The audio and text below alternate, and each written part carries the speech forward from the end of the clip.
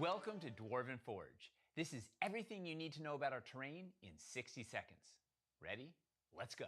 We hand sculpt our pieces for maximum detail and artistry, infusing passion into every millimeter of our work. Everything is available beautifully hand painted so you can start playing right away. Or you can choose unpainted to paint everything yourself. Our pieces are completely modular, so you can use the same sets to create a new adventure every time. Most pieces have embedded anchor magnets that affix to our terrain trays for secure building, and for revealing rooms as your players discover them. We create everything out of Dwarvenite, our top secret PVC formula that's nearly indestructible. We pack our pieces with as many features as possible, such as swappable LEDs to quickly change the look of your scene. We offer magnetic accessories to add flavor or increase the danger. A 1-inch tactical grid is sculpted into our floors, hidden in dungeon flagstones, natural rocks, or sticks and plants. In addition to sculpted pieces, we make terrain trays to use as a vibrant graphic base for your build. We offer a range of environments, including dungeons, caverns, cities, castles, sewers, forests, mountains, streets, burrows, ice, and hellscape. And that's just the beginning. We have a passionate fan base who can tell you all about it. And that's everything you need to know about Dwarven Forge in 60 seconds.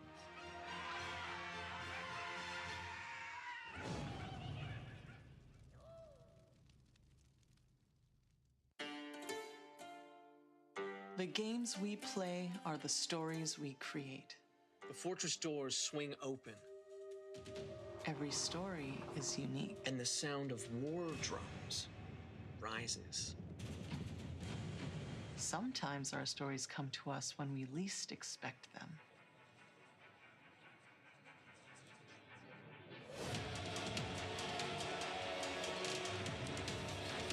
We need to be ready no matter where inspiration strikes. And sometimes our stories are told over great distances. No matter where your journey leads you or how your story is told. The games we play are the stories we create. Sirenscape can help make yours epic.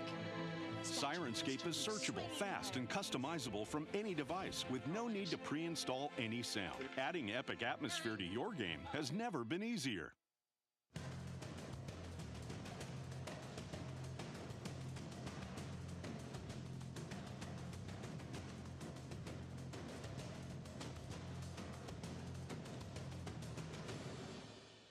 Do you miss playing Dungeons & Dragons, or just have a hard time finding a group in your hometown? Maybe you just wish you could play more. On Discord, we created a community of over 100 people who are playing D&D around the clock. I'm Noggins. Oh, see. Cece. Piotr Strongshield. Katarina. Elder Sidivar Baba Negra. Tayel. Daria. Kostash Morach. Elros. Falfur Softfoot. Ketis White Spine. That's my reindeer. Misery Cordelia. Chardonic Real. Bragon Iron Tom. Dimitri. Shalara. Barf Battlebrain. Atomic Scray, mate. Shortly Frudari. Warren Greenstep. Melina Lee. Sesh Morses. Malachi Dupraki. Sarah Sklar Life Forger. Travas. Tamazar. Esmeralda Ambershake. Elder Wattleby. Dustin Morses. Morgan Reagan. Maxa Kitty. Sterling. By integrating Discord and D&D Beyond, we're able to provide an immersive experience that is the first of its kind. You can create a character from 1st to 15th level, and then roleplay 24/7 in our Discord channels while combating monsters, crafting weapons, training new skills, and searching for items across our campaign world. You'll also have the chance to participate in random combat encounters and go on monthly virtual quests. Ever wanted to try your hand at being a dungeon master? Or maybe you're an experienced dungeon master and just want the chance to run more adventures. As a community DM, you can run encounters and virtual quests for the community based on monthly modules written by our very own accomplished plot team. Join us. Join us. Check it out. Join the Discord. Join us! Join us. And let's create incredible stories together.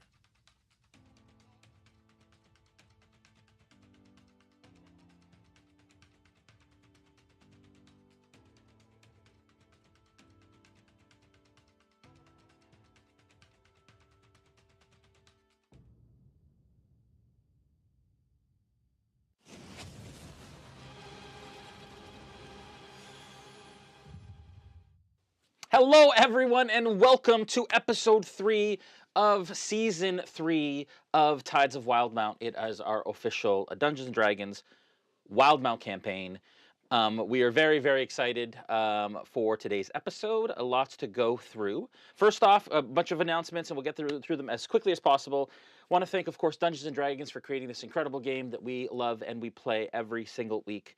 Our first title sponsor, I'd like to thank Hero Forge. Hero Forge has an incredible online tool for creating miniatures and avatars and a bunch of other things for your tabletop gaming experiences.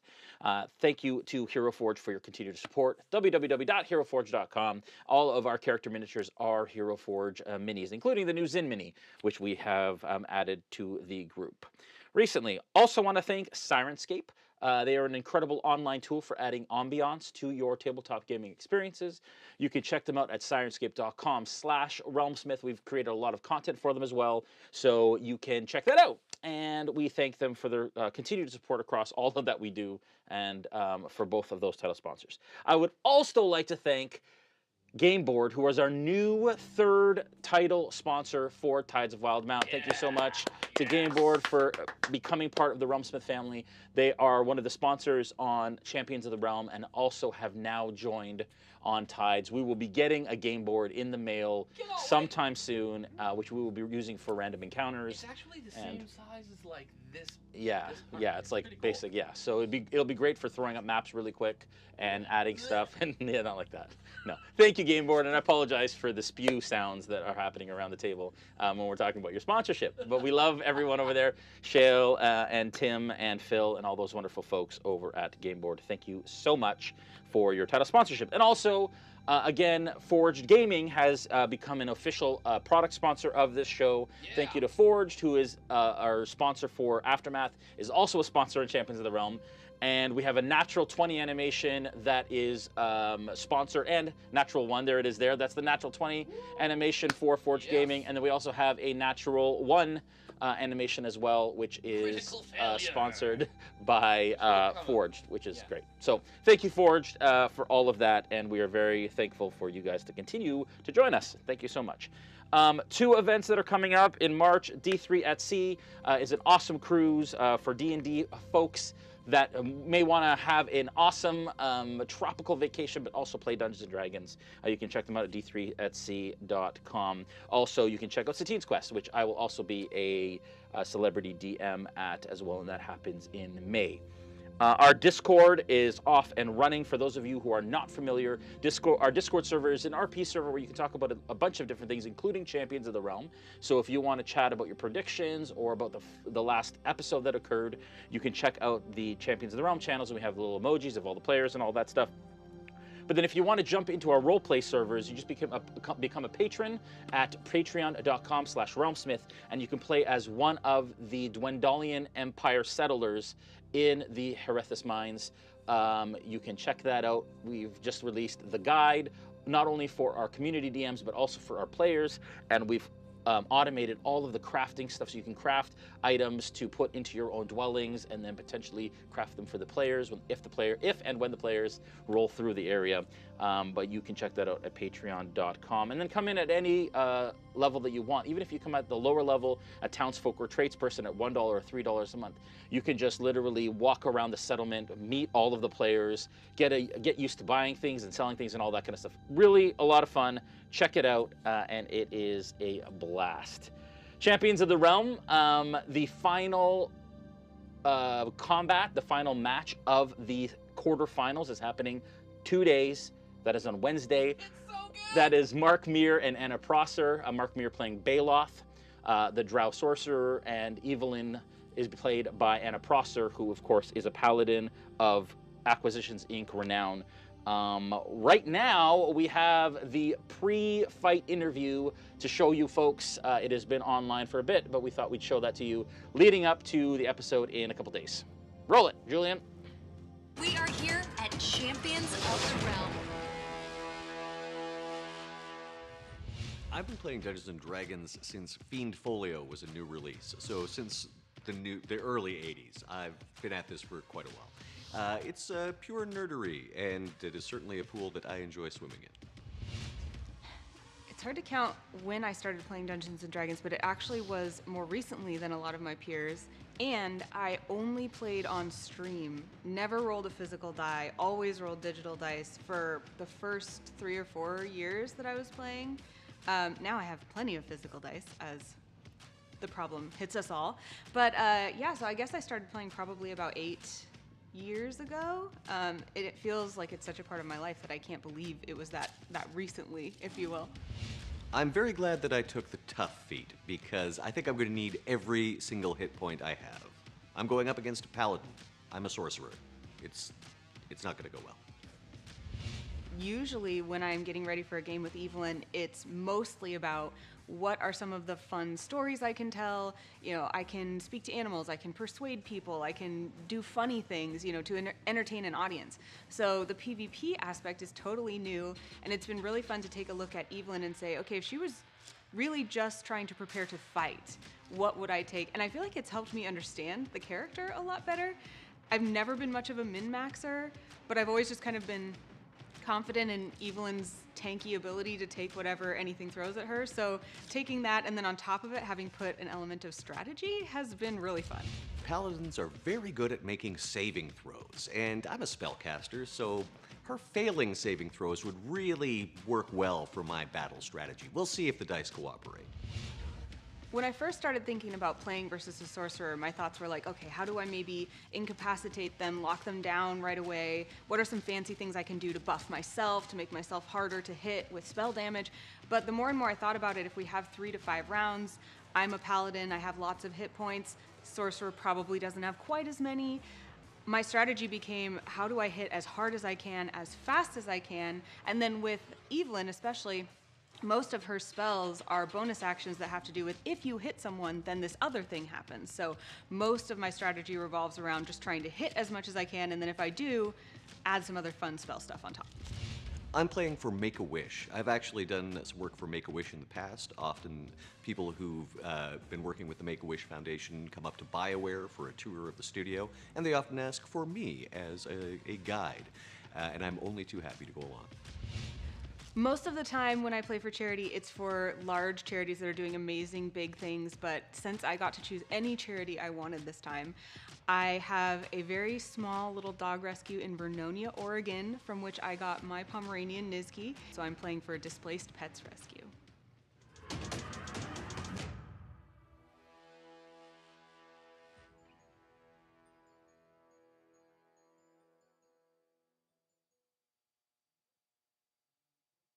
For that bout, tune in youtube.com/RealmSmith on Wednesday night at 8 p.m. Eastern, 5 p.m. Pacific, to check out how the last bout of the quarterfinals goes. And the winner of that bout will battle Vlania. No. Yeah. No. The Yeah. Next, oh, the next. Yeah. Yeah. So very excited. It's great. It's awesome, and we're very excited. And then following that will be the Nora. And why is my brain broken right now? Barrowin. Yes, Barrowin and Esmeralda. With Nora and Alicia will be fighting the following episode. Anyways, it's all great. It's all awesome. Check it out. And then make sure that you head to our Discord to chat about it after. We have merch. You can check it out under the videos, both on Twitch and on YouTube. Lots of fun stuff there. We will be adding some more as the season goes along, but we have tons already of Tides merch, as well as Into the Mist merch. And I'm seeing a lot of new people are binging the series as they're kind of commenting on the episodes as they go, which is very exciting. And again, thank you to all the new patrons and Discord members who have come on since Champions. Our Patreon has grown significantly since the premiere of Champions, so we're thankful. I want to thank our Smithgardians, of course, and our Realm Watchers, our Smithgardians, who create all of the content for our Discord server on the roleplay side, as well as moderate the Discord and all of our channels, and they're in the chat tonight. So a shout out to the Smithgardians, as well as the Realm Watchers, who are our moderators within the Discord community. Aftermath is this Thursday. Last week we had Alicia Marie on talking about Barrowin and her experiences on Champions of the Realm. We will have some more guests this Thursday to discuss this current bout, the bout that is happening on Wednesday, and we're very excited for that as well. I'm not sure who's going to be on. I have a list. It might be Uriah Faber this week. which is big. I think it's this week. I'm not positive, but that might be the case. So we will keep you up to date with who exactly is going to be on in the coming days. Another big announcement, unfortunately, David will not be continuing on the stream. He has had to step away, and we want to make sure that we wish him all the best. That is David Morin, who plays Bacalhau. And if you like what you see tonight, make sure that you remember to subscribe, hit that bell icon, subscribe on YouTube, and follow on Twitch, and all of that great stuff. Without further ado, let us venture into the wild.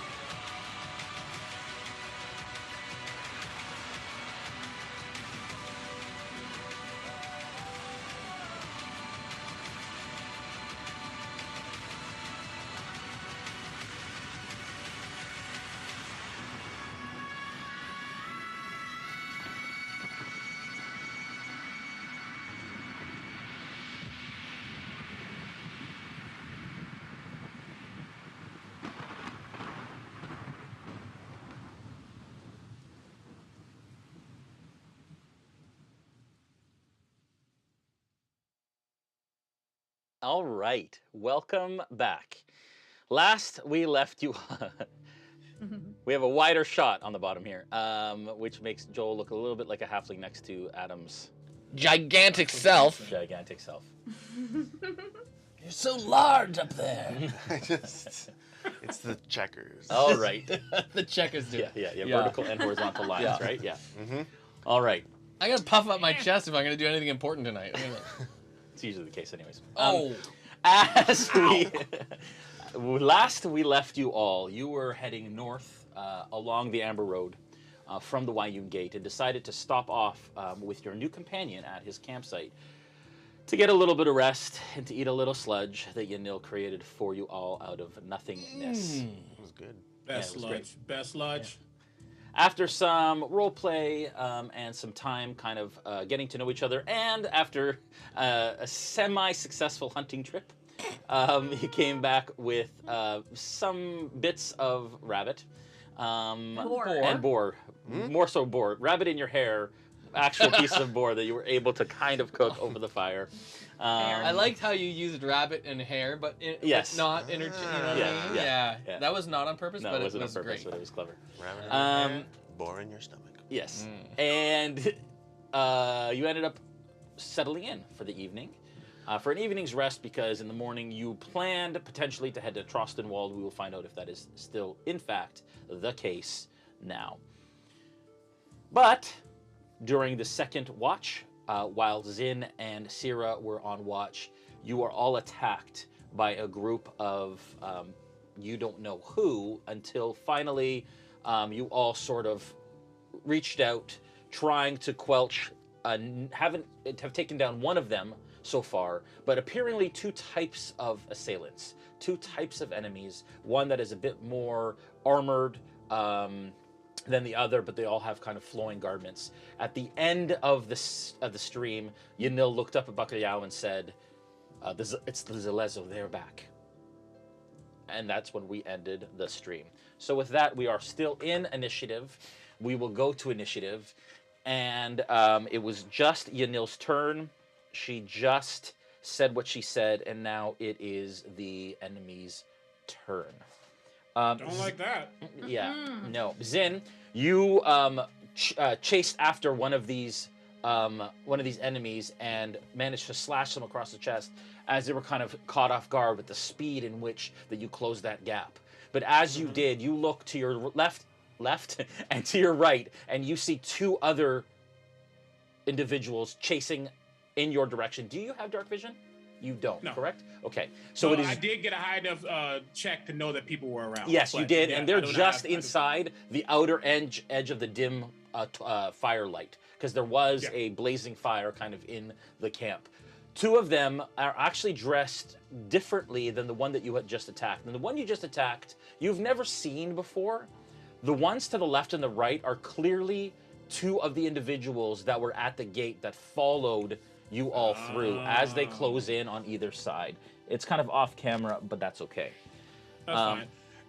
I just say, oh, I thought you all would be fun. All right. They both are brandishing scimitars, and they're each going to attack. The first is a 18. Nope. The second one is a 9. Definitely not. The other one closes the distance. It is also going to attack twice. That is only parry with my 8. No. And the other one is a 12. So not very good. You're managing to parry and to, as you do a little bit of a dance with your swords, parrying the blows as you spin in amongst them. And I'll just say, they sent you to get these ruffians. I'm sad. All right.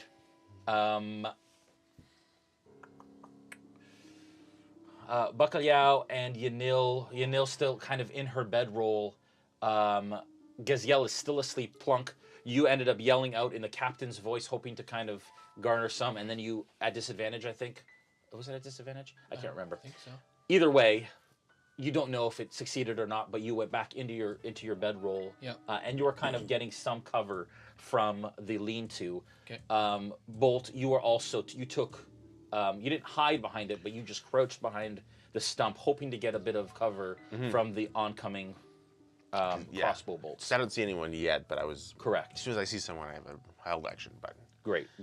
Okay, so at this point, there are you hear as 3 more crossbows go off. One of them in the direction of Bacalhau. That is going to be a hit. And that is going to be... Bacalhau takes one of them in his... kind of his shoulder area.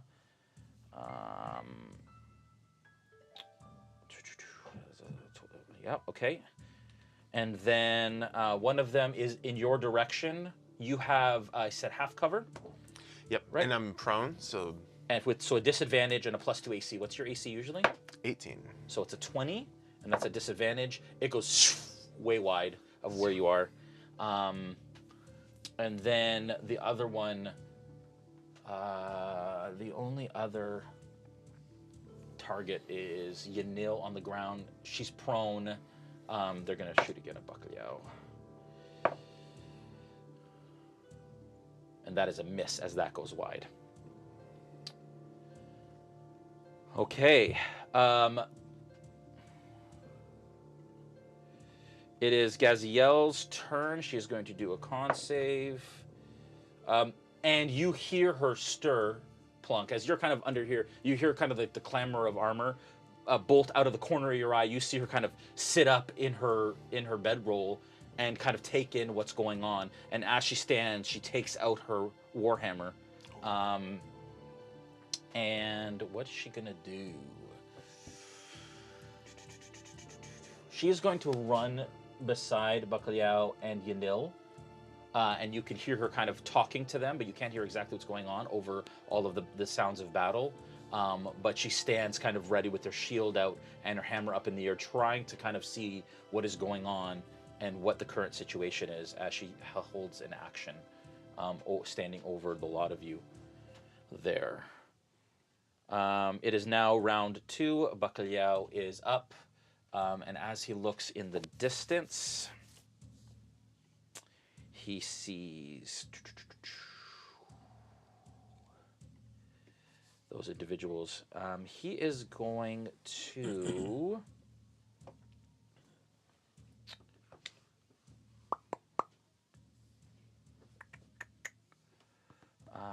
He is going to cast. One moment, please. How dare you? He's going to cast Witch Bolt. Actually, you know what? Witch Bolt is out of range. That is not going to work. He's not going to Misty Step out either. You know what? He's with Yanil right now. He is going to hold an action, actually, because he is currently out of range. There isn't much he's going to do, and he's not going to Misty Step out of there. What he does do, though, is he kind of puts his head into his shell and kind of closes in and hunches over Yanil, also kind of going prone. To try, actually, he's going to do that. Go into his shell here, prone, with his head around, kind of shielding her from the oncoming threat. I think turtles gain a 2 AC advantage when they... Yeah, they do. Exactly. And he's prone, so his disadvantage was the +2. I think it's more than that, actually. Yeah, I think it's more maybe? than that. I think it's 2 or 4. Yeah. Yeah. It's a thing. Yeah. Yeah. Yeah.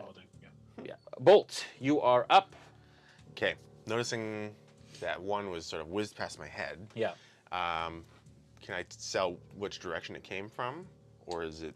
This direction. Clearly, it went kind of... You're on this end. It went over your head that way. Okay. I'll look in that direction. Are they visible yet? I have dark vision, but... You have dark vision? Yeah. So you can absolutely see them. You can see one of them kind of around a tree, kind of half or a quarter hidden around a tree, and it has let a bolt go in your direction. You do not recognize this individual, but it does appear as though, even though they have... And you can see actually all 3 of them. The one in the middle is actually, appears to be... Actually, give me a perception check, please. When attacked with a bolt, because his name is Bolt, he doesn't get advantage on bolt attacks. I just thought. Bye. Yeah. So perception is a natural 1. Okay. So with a nat 1, you do not recognize these individuals. It's kind of frantic. It's dark.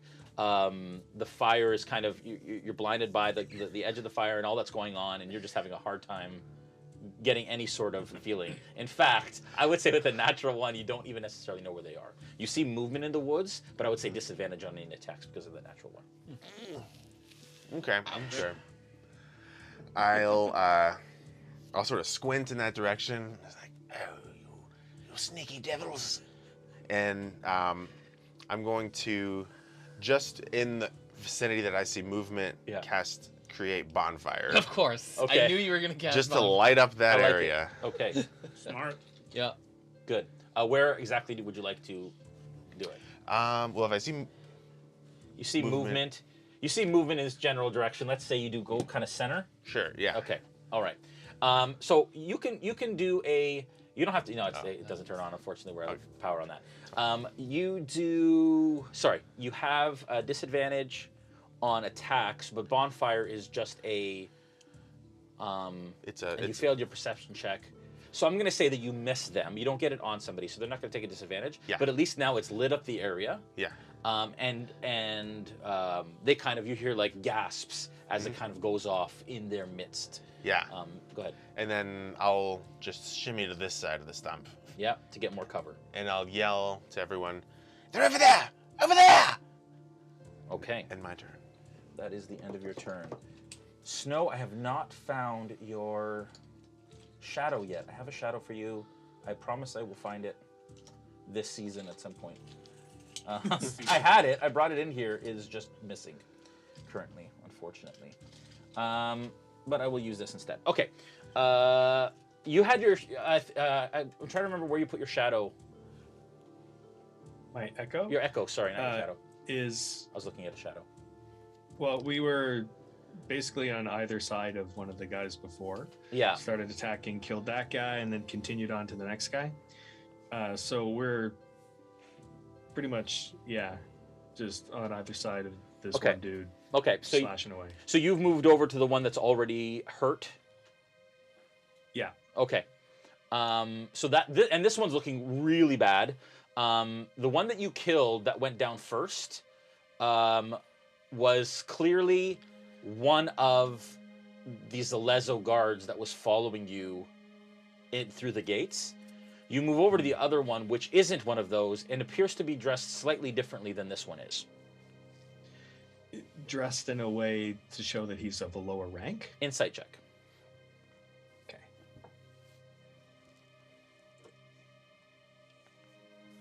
19. With a 19, you can tell the Alezo are like an elite guard force. You know this. You know the Clovis Concord. You're very familiar with them. You've seen lots of them. They wear ragtag armor, but all the colors seem to be blues and greens and kind of coastal colors. These ones wear some of the same colors, so you imagine that they're still part of the Clovis Concord in some way, shape, or form, but you absolutely get the sense that this is more of a soldier than like an elite guard. Now, I've realized I don't know any of this. Because I'm going to say yeah. Colors aside, again, I know, I always do this. Colors aside, yeah, I just realized. Yeah, I'm not seeing any of this. Colors aside, the sounds that you hear are akin to what you know because you're from the Menagerie Coast and you've been around quite a bit. Is shore wardens, which are the military force of the Clovis Concord and of the Menagerie Coast, and they're more of the army rather than the Alezo guards. And they just happen to smell different. Yeah, well, they sound different. Their armor sounds a little different. Like you can just tell the way that they talk, the commands that they give. Yeah. Okay, cool. So you and your Echo converge on this one, which is looking not good. And we're just going to continue our goal of making him dead. So Okay. that's for my first attack. It's 23 to hit. That's a hit. Okay, 7 points of damage. That one goes down. Okay. As you kind of slash right through its spear shattering, and then through its gut as it kind of goes over onto its knees and then onto its back. Okay. Blind sight 30 feet. Do I sense any others? There is another close one by? 25 feet to your right. You can hear their breathing, which is very labored and concerned. Then I think I still have enough movement to be able to get to that one, right? Yeah. So I'm going to get to that one, and I'm going to do my second attack. Yeah. Scimitar. It's 18 to hit, 9 points of damage. And 18 hits. And I'll bring my Echo with me so that... 9 points of damage? Yeah. Okay. And you hear... kind of like chainmail, you imagine, buckle under the sound of your scimitar as your scimitar kind of slashes through that chainmail and then through into flesh as you do significant damage. And this female voice kind of screams out as you attack. Okay. Okay. And sorry, what was the next part of your turn? Is that it? That's it for now, yeah. Okay. All right.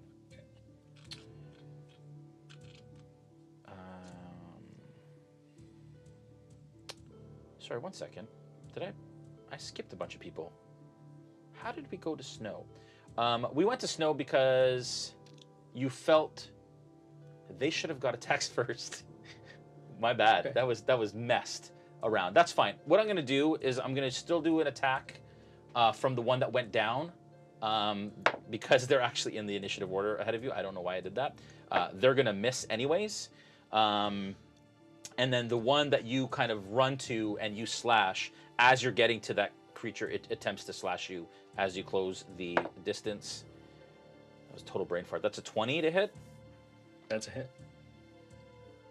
Is it going for me or the Echo? For you. Cool. The Echo hasn't closed the distance on that one. The Echo's still at the other one. Unless you could have moved the Echo as well. Yeah, I can. Okay. That's 9 points of damage on the first attack. And the second attack misses.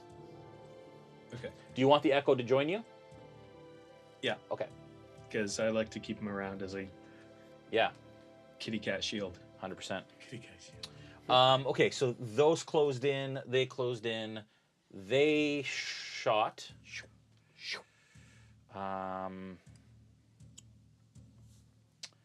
It is now Zin's turn. Zin, you're up. And you are now flanked by 3. One's a Lezo and 2 of these soldier type. Yeah. Okay. And I hurt one of them, correct? I Yep. hurt Yep. one. Gravely. Yep. Gravely. A lot. Noted. Okay, no, that's fine. Then what I'm gonna do is I still have my 2 scimitars out, and I'm looking left and right to see who has now joined, including the one that I've already fought. I'm going to quickly bang my scimitars together, and there's going to be a reverberating charge as I swipe next to one of the Zalezo that came forward with booming blade. Okay.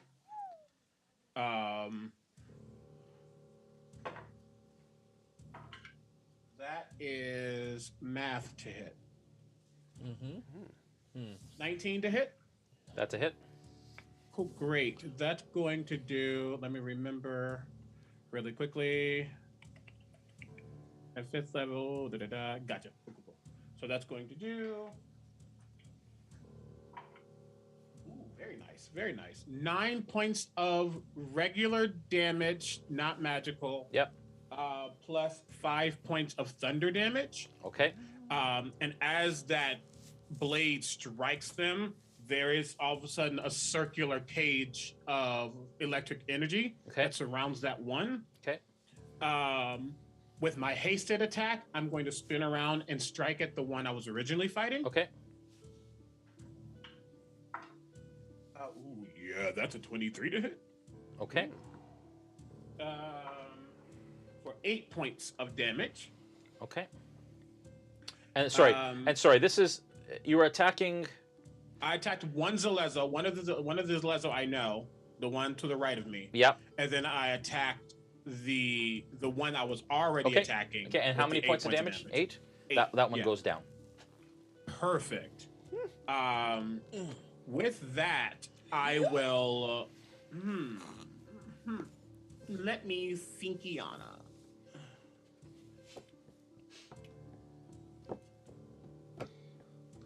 Yeah, I'm going to be messy on main.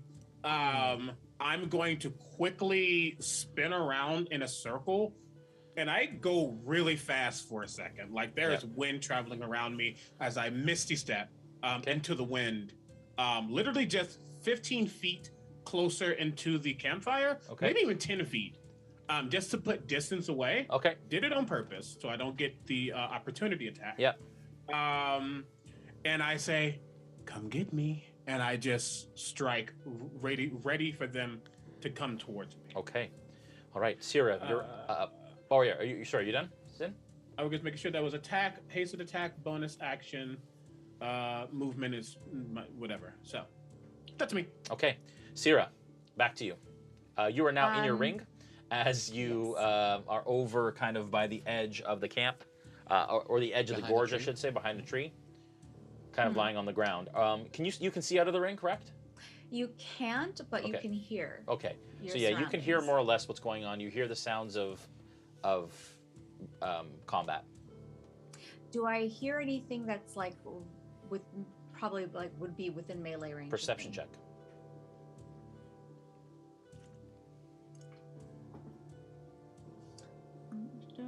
Dirty 20.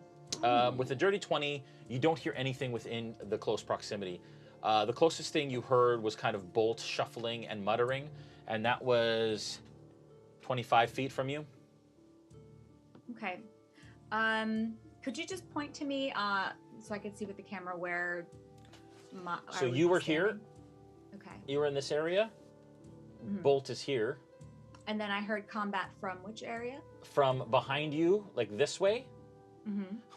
There, and then in the distance over past the campsite on the far end. Okay.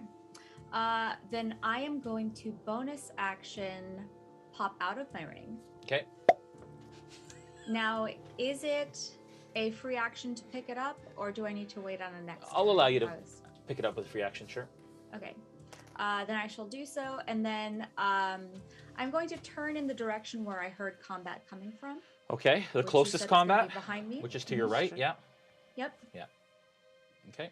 And then for my action, I'm going to cast Fireball in that direction. Okay. All right. You don't have dark vision, right? I do. Okay, give me a perception check. Okay. 17. Okay. With a 17, you see a flurry of movement, and you see Snow is in amongst that group. Ooh. Okay, then I would definitely not cast Fireball in that situation. Yes. And instead, what I would like to do then is I will. Do I see? Is it more than one person? Yeah. So you see Snow and his echo fighting a singular individual, and you see bodies kind of to the just past where they are now. Okay. Well, then the one closest to Snow and whatever being I don't know if I had seen his echo before. I think you've probably seen his echo before. Yeah. Okay. Then I will cast Eldritch Blast and hurl both of them at the same person. Okay. So the first one is a 17 to hit. That, one moment please, is not going to hit. As it kind of ignites off their shoulder, but you can tell that their armor took the brunt of it. Ooh, that's a nat 20 on that one. Natural 20. Brought to you by Forge Gaming. Yay! All right. Okay, so go ahead. You do full damage for that one? Full damage on one die. Roll the second die. Okay, so for full damage, the Eldritch Blast is a 13 plus with Genie's Wrath. It's 3 extra points of fire damage, so for a total of 16 for the first one. Okay. For the first die. Okay. And then for the second, it's 12 points. Okay. So. Plus the extra 3, so that's 15. Okay.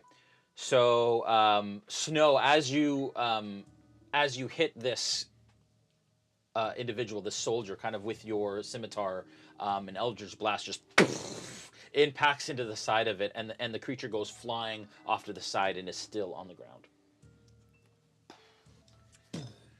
I don't believe I moved. Do I still have my movement? Yep, you still movement. Yep. Okay. Am I in? I'm sorry, I can't see what's in the board there, but am I able to kind of duck behind that tree? Yeah, well, you can. Depends on what direction. So there is a tree here. It depends on where you want to get cover from. Julian, if we can go maybe to large. There. So you're right there behind that tree. There is the combat that was occurring is off this side, and then there's combat also happening over this direction. And you see your group kind of huddled, sort of semi-center, in various degrees. I think I would like to be behind the larger tree, just behind the one that I'm standing in front of. Okay. So I just want to get a little out of sight of the group, the person I just hit. Okay. So right over here. Oh yes. Yeah. Makes sense. Yeah. Yeah. Perfect. Okay. All right. Great. Cool.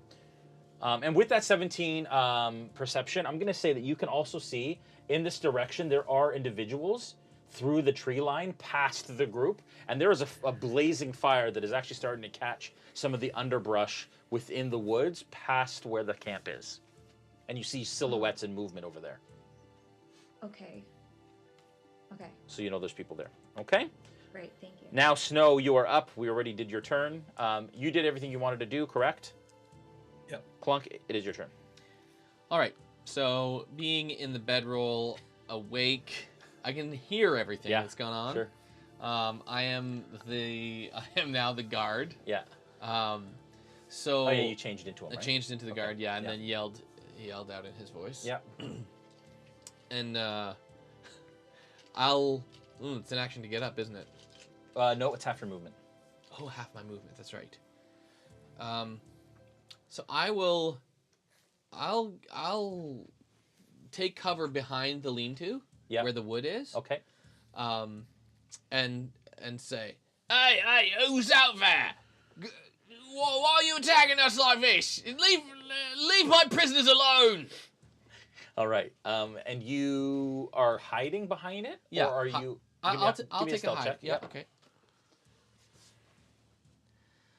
As you kind of tuck yourself into the lean-to. Yep. After you yell. So that is That is a 5. Yeah. So you're not sure. You Yeah. yell and then you kind of duck under. Okay. You do have full cover from the direction that you think that the most of the attacks are coming from. Yeah. But you're not too sure. Okay. And then you yell out, "Give me a persuasion check or whatever you want. Whether it's intimidation or persuasion, that's fine." Okay. I'll do the intimidation. Okay. Oh, great. That's a 9. You are struggling. Yeah. You know what? This is perfect. Yeah. I deserve it.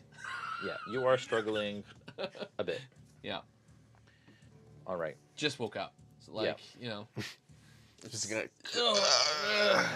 Who am I again? You watch as Yanil, just out of the corner, you're actually pops into her shell as well, gaining a +4 bonus. Oh, to I did not realize you armor know class. the total too. That makes sense. Yeah. All right. Because they're now in the firelight and they no longer want to be, you hear footsteps starting to rush in from the distance, or from the area where the attacks were happening originally. 5, 10, 15, 20, 25, 30. And he is going to take a dodge action as you watch him kind of like hide behind the tree and kind of pull out his scimitar. And this is the captain. So this is the one specifically. Actually, you don't necessarily see him because you're hiding behind the lean-to. Yeah. But Bolt, you see that this is the captain of the guard that followed you guys in the Zalezo. Then the two Zalezo are going to close in on you, Zin. One of them, the one that moved, that has booming blade, takes 15 points of thunder damage because he moved. Wow. No save or anything? No. Wow. If you move willingly, I'll read you exactly. If the target willingly moves 5 feet or more before the start of my next turn, they take the damage, which is now 2d8. And I wrote it as 15 points of thunder damage. Wow. That's why I got away. So as it steps, this thunder damage hits it as it kind of staggers forward in your direction, and basically slashing with its scimitar as it does. Okay, so the first one is going to attack with a 12. These dice. That is going to be a 10, so that misses. That is a 2, so that is also going to miss from the one with the booming blade. We're going to say that he is obviously discombobulated. The next one Don't is be so shocked to see me. the next one is a 16. I'm assuming it doesn't hit it either. Does not. Okay.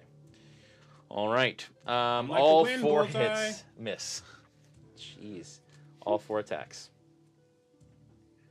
Gaziel sees the individual coming out and runs at this individual with her hammer out. If you can move Gaziel to close that distance, that would be great. Great. Be great. That'd be neat. And she is going to attack with that hammer. Like there's nobody's business. She gets 2 attacks. That is a natural 1. As she kind of dances with him around, brought to you by Forge Gaming. She dances around the tree, and she smashes the tree with her hammer, and kind of ding sort of situation, losing her second attack, as it's kind of stunned her in the midst of that. Unfortunately, sorry, Christine, if you're watching. I apologize. That is her turn. Bacalhao's turn. And Bacalhau will continue to protect Yanil currently, and is taking a held action instead. Bolt, you are up. Okay. If someone's dodging, does that dodge last for every attack against them that whole round? So every attack is at disadvantage for that until their next turn. Okay. Then seeing the captain and Gaz, he's walked into view, and I'm gonna shoot right over Gaz's head with a lightning launcher. Okay. Disadvantage. Disadvantage. Oh. 19. Oh, that is a hit. All right, and it's gonna be. Wow. 8 plus 5 is 13 lightning damage. Very good. And extra attack. Yeah. With disadvantage. You can use your your lightning launcher with an extra attack. It's a weapon. It's a. I'm assuming you can. Anybody know? I always thought. 2 seconds. 2 seconds. Lightning launcher. It is a simple ranged attack, so therefore, yes. Yes. Yeah. The extra attack with it's a weapon. Yep. Yes. Okay. Let's see. 10 or 9. Okay. 8. No, 17 to hit. That is not enough. As a lightning launcher kind of goes over and hits the tree. And All right. Okay. That is your turn, Bolt. It is now. All right. These two are going to close the distance. Jeez. But they have to climb over the brush. 5, 10, 15, 20, 25, 30, 35, 40, 45, Wow, 50. really mover. So he's going to dash up to where, he's going to dash up to where or back. Back is. All basically all of us. Back's held action is going to be. Actually, the question is to pop out of the shell. It's a bonus action. Is it a bonus action? Okay. If he's inside the shell, he wouldn't be able to have an action because he had to use his bonus action to get out. But if he uses a bonus action to get out, he can then attack, right? Oh, but you can't you hold a can't bonus because action that's in an right. action. That's right. Yeah. Yeah, you're right. Very good. Very good. Okay, so he's not going to do anything. And then the other one's going to close in. 5, 10, 15, 20, 25, 30 puts him right beside. That isn't a distance, obviously. It's just the expanse. And he is going to attack Gaziel twice. The first one is going to be a 16. No, sorry, not 16. What am I saying?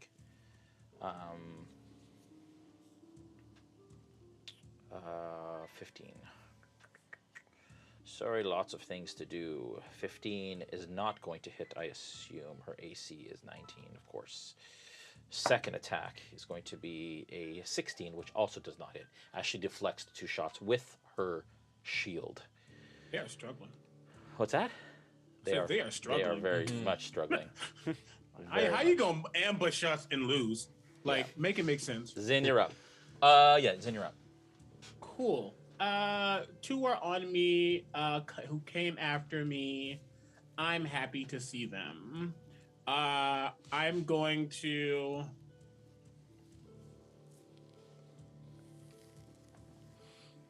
Yeah. I'm going to... Ooh, which one? Yeah, I'm going to act like I'm going to strike the one with the booming blade again. Yep. But I'm going to carry that over to the second one and say, you deserve a break. Using booming blade on the this one, the second one. Okay. Firstly, that is that's gonna hit. That's 25 to hit. That's a hit.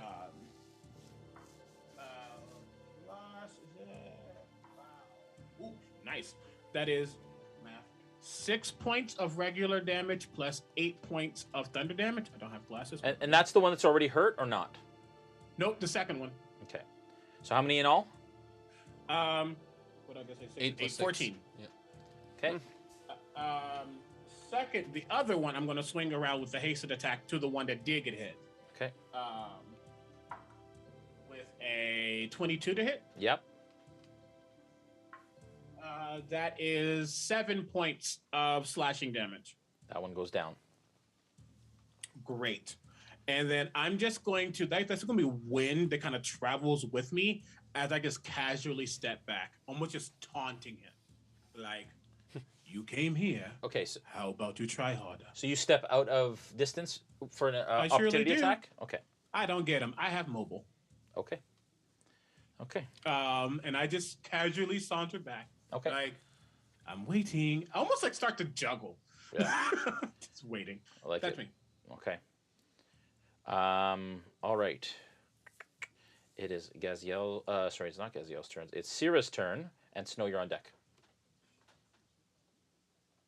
So from my vantage right now, how if I am able to see like who was the closest enemies nearby? The one would be the one right beside Bacalhau. Yeah, because those guys are all gone over there, right? Yeah. Yeah. Okay. Across the thing from you. Cool. Across Okay, the I think campsite. I'm gonna hurl another Eldritch Blast towards them then. Okay. And the first one is a not good, a 10 to hit. That will not hit. Right. No, not hit. All right. The second one is 11. That You know will that's not hit. gonna either. And you're trying to be careful not to hit Bacalhau and Yanil as you kind of send Eldritch Blasts overcompensating kind of over their heads. Snow, you're up. Plunk, you're on deck. Or do you want to Destroy move them. at all, Sierra? I think I'll stay where I am. Okay. Plunk. Right, Snow, so- sorry. The dude that got Eldritch blasted is dead, right? Yeah. Okay. So who's the next closest that's alive that I can sense?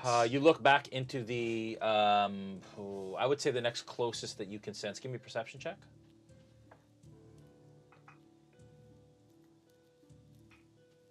That's a natural 1. At this point, there's so much going on, and there's so much din of movement that you actually can't sense anyone. You can't tell the difference between friend and foe at this point. All right. I guess that's going to have to be my turn as I stay where I am and try to sense. Unless you want to where the move foes closer are. into camp if you want to close the distance. Because you're a ways out of camp. Well, I could. Okay. I'll close the distance to put myself closer. 10, 15, 20, 30 puts you kind of back at your All right. at your bedroll in the center. You feel the warmth of the fire about 15 feet in front of you. Okay. All right. Plunk, you're up. Your All right. nose on deck. I'm just going to yell at this guy. This guy here. Okay. What do you think you're doing? Stop! Okay. Give me a persuasion check. Okay. Ooh, demon. That's a 14. To which one? This guy. Yeah, and to that one. Okay. Okay. It hears a voice that it doesn't recognize with a lot of authority, and it causes it to pause. And you kind of watch him kind of look over in your direction. Okay. For a moment. Okay, and I'll draw my 2 daggers. Yeah. And just say to him, "What? Why are you here?" Okay, so you're yelling, so obviously you want to come out of your hide at this point. Yeah, to kind yeah. of Well, intimidate yes, him. exactly. Okay. Yeah. I'm just behind the lean-to that he's standing. Yeah. So you just kind of like step out a little bit with your daggers, and he kind of looks over in your direction, kind of confused because you're wearing Crownsguard regalia, and is actually quite speechless. Like just doesn't know. It's like what is a little confused, and you see him kind of look back at the captain for some sort of response. Okay. And he has stopped for now. Okay. Okay. And I will. I'm gonna. Have I used my action technically? I'm gonna say you've spoken. I'm gonna say that's a free action. I allow people to speak back and forth, so that's fine. Okay. So I'll hold then my action. If they do attack, either of the people that are in front of me, I'll then respond with my blades. Okay, so you're gonna ready an action until they attack. Yep. Okay. All right. Yanil is gonna remain in her shell for now. The captain is going to yell back. Is going to yell back and say, "It's a ruse! Don't believe it!" To the other soldier, and then is going to attack Gaziel twice. That is a 19, which is going to hit Gaziel. And she is going to take 5 points of damage. He's going to attack again. That one is not going to hit.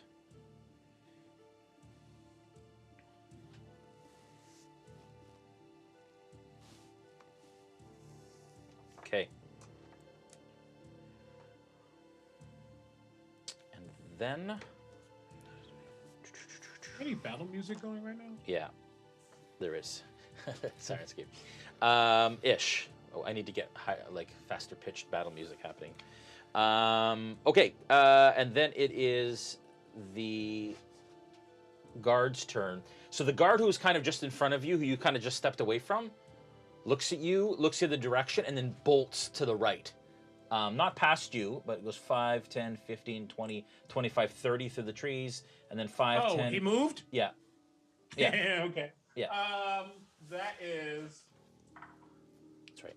I swear to God, 2 8s on that die. That's 16 points of thunder damage. Okay, so he looks at you, he looks towards his captain, he looks back at you, and then and basically gets thrown like 5 feet in the air and then lands motionless where he stood. Aww. That's that. And then, so that is the And 2. that's why I booming bladed him instead. 1, 2, 3. Where's my 4th guard? 1, 2, 3. There's a guy right here. Is that what you're looking for? No, that's not what I'm looking for. Okay. But I should have guards left. Do we not have a 4th guard? There were 3 from this side. There's That one. Sorry, these. Where was the 3rd guard that was here? Here, he's here, right? Yeah. Okay. Yeah. Got it. Okay. He's been chatting. Good. With Plunk. He's chatting. Yeah. Okay. It is Gaziel's turn. What are you doing She is going to attack twice. Both, unfortunately, are misses. Wow. She is not doing very well. It's very useless. Bakayao, again, going to stay in his shell. Bolt, it is your turn. Okay. I assume he's no longer dodging. Yes, he's not. Okay. I'm going to fire again. Lightning launcher. Oh! This time without the captain is no longer dodging, no. Yeah. Because he attacked Gaziel. Yeah. Same guy. Woo. 24 to hit. That's a hit. And Let's go. it's going to be... Oh! Whoa! Okay. 16. Woo! Lightning damage. As you watch kind of the lightning arc from all the pieces of his armor as he kind of gets racked by the lightning energy. And here's one more. Okay. If he pleases. Yeah. Dirty 20. That's a hit.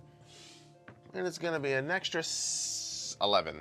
Okay. Oh. Again, as he takes all this damage. Mm-hmm. Okay. And Bolt smirks because he knows he's doing good. I like it. I like it. Okay. If I see that if he's using these lightning things, I Yeah. go, haha, I like good choice. That's good. Yeah. Yeah. You can see him kind of over your tent and across. Right now, I think the biggest danger is that one. This one here is going to try and attack Bakayao, who's over Yanil right now. And you were readying an action to see if they attack. So Yep. they attack, so use your readied action. Okay, so I will then try to hit him with my blades, my daggers. Yeah. So pull out both daggers, swing, and double attack. And I'm going to use, as a bonus action, a bardic inspiration to give me psychic blades. Yeah. So that's 23 to hit on the first one. That's a hit. And an 11 to hit on the second. Okay, that's not a hit. Okay, so 23 on the first one. So that I'll use. Sorry, just making sure I use this slot, and then 3d6. So let me do that. Extra damage. 2, 3. Hey, there you go.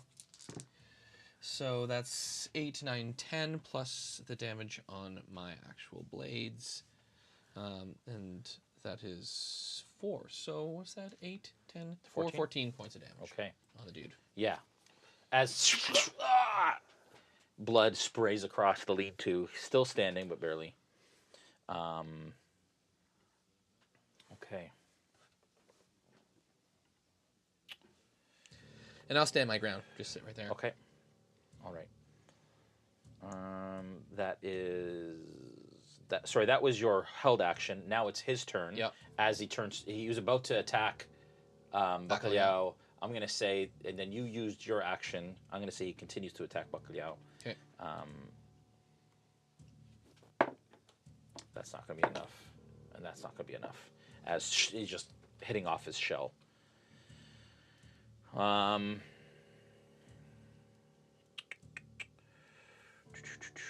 Okay, and then the other one is going to. Did that one attack Gaziel? No, it didn't, did it? I didn't attack Gaziel yet, right? Not with this one.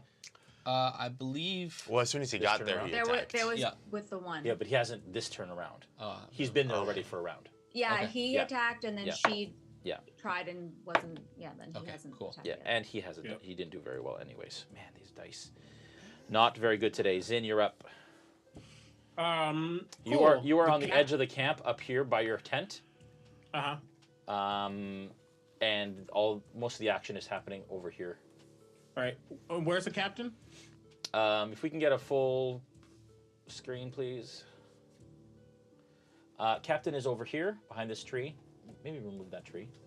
Can I see him? Please. Or? Yeah, from where you are, you're over here on the edge. Across here, you can see the captain's here. And how far is that? 5, 10, 15, 20, 25, 30, 35 feet. I actually don't really care. I have 100 feet of movement. So I'm going to run over immediately to him. And say, "You're disturbing my slumber. Not smart."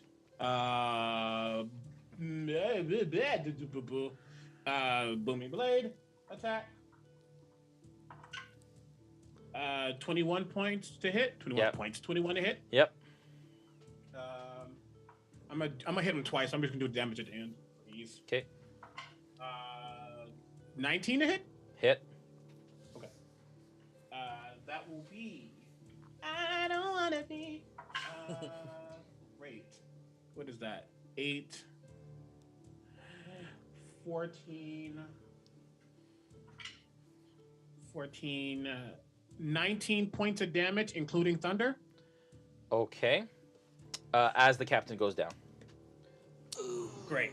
Yeah, I just hit him once with my regular attack. Yeah. Second attack with the booming blade. Yeah. That cone, a cage of electricity, just like shuddering him for a moment. Yeah, and Gaziel kind of looks up at you like, "Holy crap!" And almost like thunder's my thing. Actually, it's my thing. Then, and then, more is that your thunder, turn? it's not electric. Yeah. Yeah. What's that? Is that your turn? Who else is around? There is one of the soldiers just on the other side of Gaziel here. So. And there are other party members close to there? Only Gaziel. Okay, yeah. I'll rush and get right there. I'll swipe twice at the captain, quickly with the wind carrying me to standing right next to him and go, "Why would you hit them when you can hit me?" Okay. That's me. Okay. All right. Sierra, you're up. Snow, you're on deck. Okay, from where I am, did I just see all of that happen? Yep. Okay, so are they within clear shot of? Okay, awesome. She's got a straight line. Will, seeing all this happen, and the captain is down, yes? Yes. Yeah, I'm just going to hit a man when he's down because you know what? I'm down to 2 hit points, so I don't care. I'm going to... Well, sorry, there was another soldier besides Zin that is up still. Okay, all right. And the captain is out. Like, he's not moving, but... He's out? Yeah. Okay. All right, then for that soldier then that's still by Zin, I'm going to Eldritch Blast him. Okay. So that is a 25 for the first one to hit. Yeah, I'd say that hits. Nice. And that is then 10 for the first one. Okay. Second is 23 to hit. That's a hit. Let's go. Ooh, but not so much. 9 points. That is enough. As the final soldier goes down. It's plus the 3, because... That's enough as the final soldier goes down. That puts us out of initiative. And congratulations. As the roar of the fire is the last thing you hear labored breathing from everybody in the party. As you all kind of look around. I'll wipe my eyes and go, Bagula! Ah, never mind. Everyone okay? Yeah, but isn't there is there still a fire, like a large fire Yes. approaching? Yeah, it's starting to kind of catch the undergrowth and underbrush and starting to kind of like singe the top of the. Yeah, so I'm like, I'm good right now, but we should probably get going. I'm going to quickly do a lap with my speed that I still have, just to make sure no one else is coming or in the area. Sure. But seeing that the fire started to encroach on my camp, that I didn't ask for, thanks, Bolt. He's going to quickly start to dance with his arms and cast Gust to start to blow out some of the the fire. Okay. It is very elegant. Okay. And as it starts to kind of blow, the fire starts to kind of wave away and starts to get smaller. Yeah. Okay, and I'll see, noticing what he's doing. He's like, oh yes, I can. Easy enough if I just, and then I'll and deactivate the bonfire. The bonfire that I had. Okay. Everything else that caught fire would still be. Yeah. So it's just singed, and small little flames get blown away by the rest of what Zin's doing. Teamwork. Good. Well, clearly, they've discovered a ruse, and so perhaps we should make haste. I just do a very slow head turn towards Zin. Yep. Tell me this wasn't from you. You think that I would have these unfortunate lot come to my home just to fight you?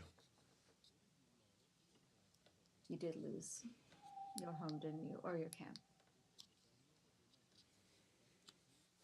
Okay. I can't tell you what to believe, but no. This was not me. This was obviously only because someone did not perform well enough. Not blaming, but the truth is the truth, and it shall set you free. I don't know if that was directed at me, but if it wasn't for me, we certainly wouldn't be here. It was directed at you. What? I don't... What? How do you feel about this, Bolt? Well, I was convinced. I know that my performance was quite captivating. And I was convinced of yours. Gaziel, how do you feel about my performance? That got us across the gate. It was convincing enough. And back? How about you? He pops his head out and he kind of looks around. Are they all gone? It seems that we certainly needed Zinric's help to get rid of the pesky soldiers that came my way. But let me be clear about this. If it wasn't for me, we wouldn't even have gotten this far. Not that it was all me. I'm just saying, both with your contrite nature as prisoners and my ability to perform. Thank you very much, Mr. Zin. If that's your real name. The creed of a performer is expecting success and also expecting failure. It's okay to be good. It's also okay to be bad. You got through, but obviously didn't get through them as they are here. I'm not blaming. This is fun. Well, I take those kinds of things kind of personally because, it is kind of who I am. It's not just what I do. Kind of pops her head. She says, please, boys, allow us to get our heads on straight. And she kind of sits up and pops her arms out of her shell. She's like, yeah, I'd like to remind everybody that there's a fire approaching, and A, Plunk got us through where we needed to be, and we survived, and B, we survived now, so this is all a moot point. Can we go? The fire's out. Bolt dropped the bonfire. And Zin had blown it away. That's I thought he was like, I thought there was one in the only fire is the one in the center. That is contained and yeah. Good to know. That's good. Yeah. Okay. Yeah. But I still, all the other things I said prior to that hold true. They hold. I do not believe we need to leave. Not yet, at least. The obvious threat is gone. They would have sent more if they felt that they could do it. Obviously, they overcompensated. You all are quite well at what you do. Okay, yes, but when their men don't come back, They they're will gonna come eventually. looking for us. I agree. So But it would behoove us to not stay here. We can rest for another hour or so. Okay, well, fair enough. We should at least find out, try to search their bodies, and perhaps we'll discover some information about who these people are. I mean, they're guards of some kind, but... They're not all dressed alike. No, that's true. Some of them are different, so we've got to find out who these people are. I'm going to travel over to the captain's body. Yep. Just look at him. Yep. And kind of snicker. Yep. Wind is going to kind of like. I'm assuming he's wearing armor. Yeah. So is it's he wearing like open, like more not robes, but just more flowy stuff? Yeah, so more flowy stuff and kind of patchwork armor, pulled from different places. Fine armor, Yeah. like it's decent enough, but it's patchwork. Okay, no, yeah. Just a small gust just kind of opens up some of the flappiness. Yeah. And I just like start to look through to see if the captain had anything on him. Okay. As you look through the captain, you do notice a little coin pouch with 5 gold and 3 silver in it. Snag. And then everything else on him is weapons and then the wanted poster for weapons, traveling gear, some rations. You find 7 days of rations on him, and the poster. Okay, so I will take the gold. I will take the rations. I'll even look at one of the weapons and go, could be useful. But specifically, There's when I see scimitars. the wanted poster, the wind will lift it out of my hand and carry it over to Syrah. And I will say, well, it is obvious they know more. It would be wise to just potentially hold on to that so someone else doesn't find it. You're right. I'll No, burn it. that's good thinking. Probably burn it. We should see if there are any more of these posters on their bodies. You said 5 gold and 3 silver, correct? Wait, let me see that for a moment. And I prestidigitate it, and instead of saying wanted on it, it changes to something I've done before. It just says not wanted. Just the poster switches to not wanted. I think it'll be fine. I mean, look, we're not wanted. We are not wanted. It says it on the poster. Okay, can I make a suggestion if you're thinking along these lines? Okay. What do you think? Actually, it's not just an idea. I want your opinion because maybe this is good. What if for the other posters, instead of putting not wanted, what if the reward is nothing? That's like who would care That's if a there was good no idea. money involved? That's very, yes. That's way more clever than not wanted. Like, those people are not wanted for 900 gold pieces. Yeah, that's what I'll do. We could be wanted for nothing. That's true, and I kind of feel that way already. You know yeah, what I mean? yeah. Well, maybe. But, Or, we could draw mustaches on them so they don't recognize us. We'll do all of the above. We'll just Good. deface the posters and change it to nothing. I'm sorry, I kind of deal with like disastrous situations by telling jokes that are not appropriate. I don't. So do I. This is all very new to me. I don't know. I'm still processing. You're doing great. I do not judge. It is their faces on it, not ours. It's true.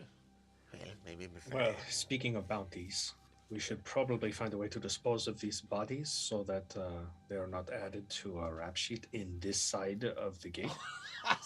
That's a very good point. Is there any way we could make it look like it was a wild rabbit or something that attacked them? We do have lots of rabbit guts still. It's true. Something that might set their boar bits. Boar bits. Borbits? Something that would set the trail astray, or set them astray from our trail, so to speak. If any of you have the ability to dig, you could always make, Why do you I like- never think of manual labor? I don't as well. I think it's because I'm lazy. Yeah. I, No, that's.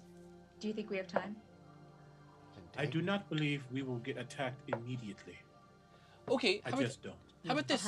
Well, we could bury their equipment, except for the things that we want, and burn their bodies. That's true, Snow. But we could do even way less manual labor just by throwing them over a more dank, dark portion of the cliff face. No one would find them. Was there a cliff? There's a big old cliff right down They there. climbed up. They had to have climbed up, yeah. Okay, what about... I see we do that. You are leaving a trail. I warn you, there are people who are very good at their job. If they want to find out who did this, they will find out. This is not the Menagerie Coast. This is the Twindelian Empire. If they want to find out, they will. Yanil walks over to you, Sierra, and places a hand on you, and you feel healing energy, and she heals 15 points of damage. Oh, thank you, Yanil. Seeing that, I go, oh yeah, you were hurt. You took like, how many arrows did you take? It was a lot. It was rude. And it was like I didn't even get to sleep that much. Just kind of on second watch we get attacked. That's Which is why I said we don't have to leave immediately. There's no way they're going to find out that 1, 2, 3, 4 too many are dead that fast.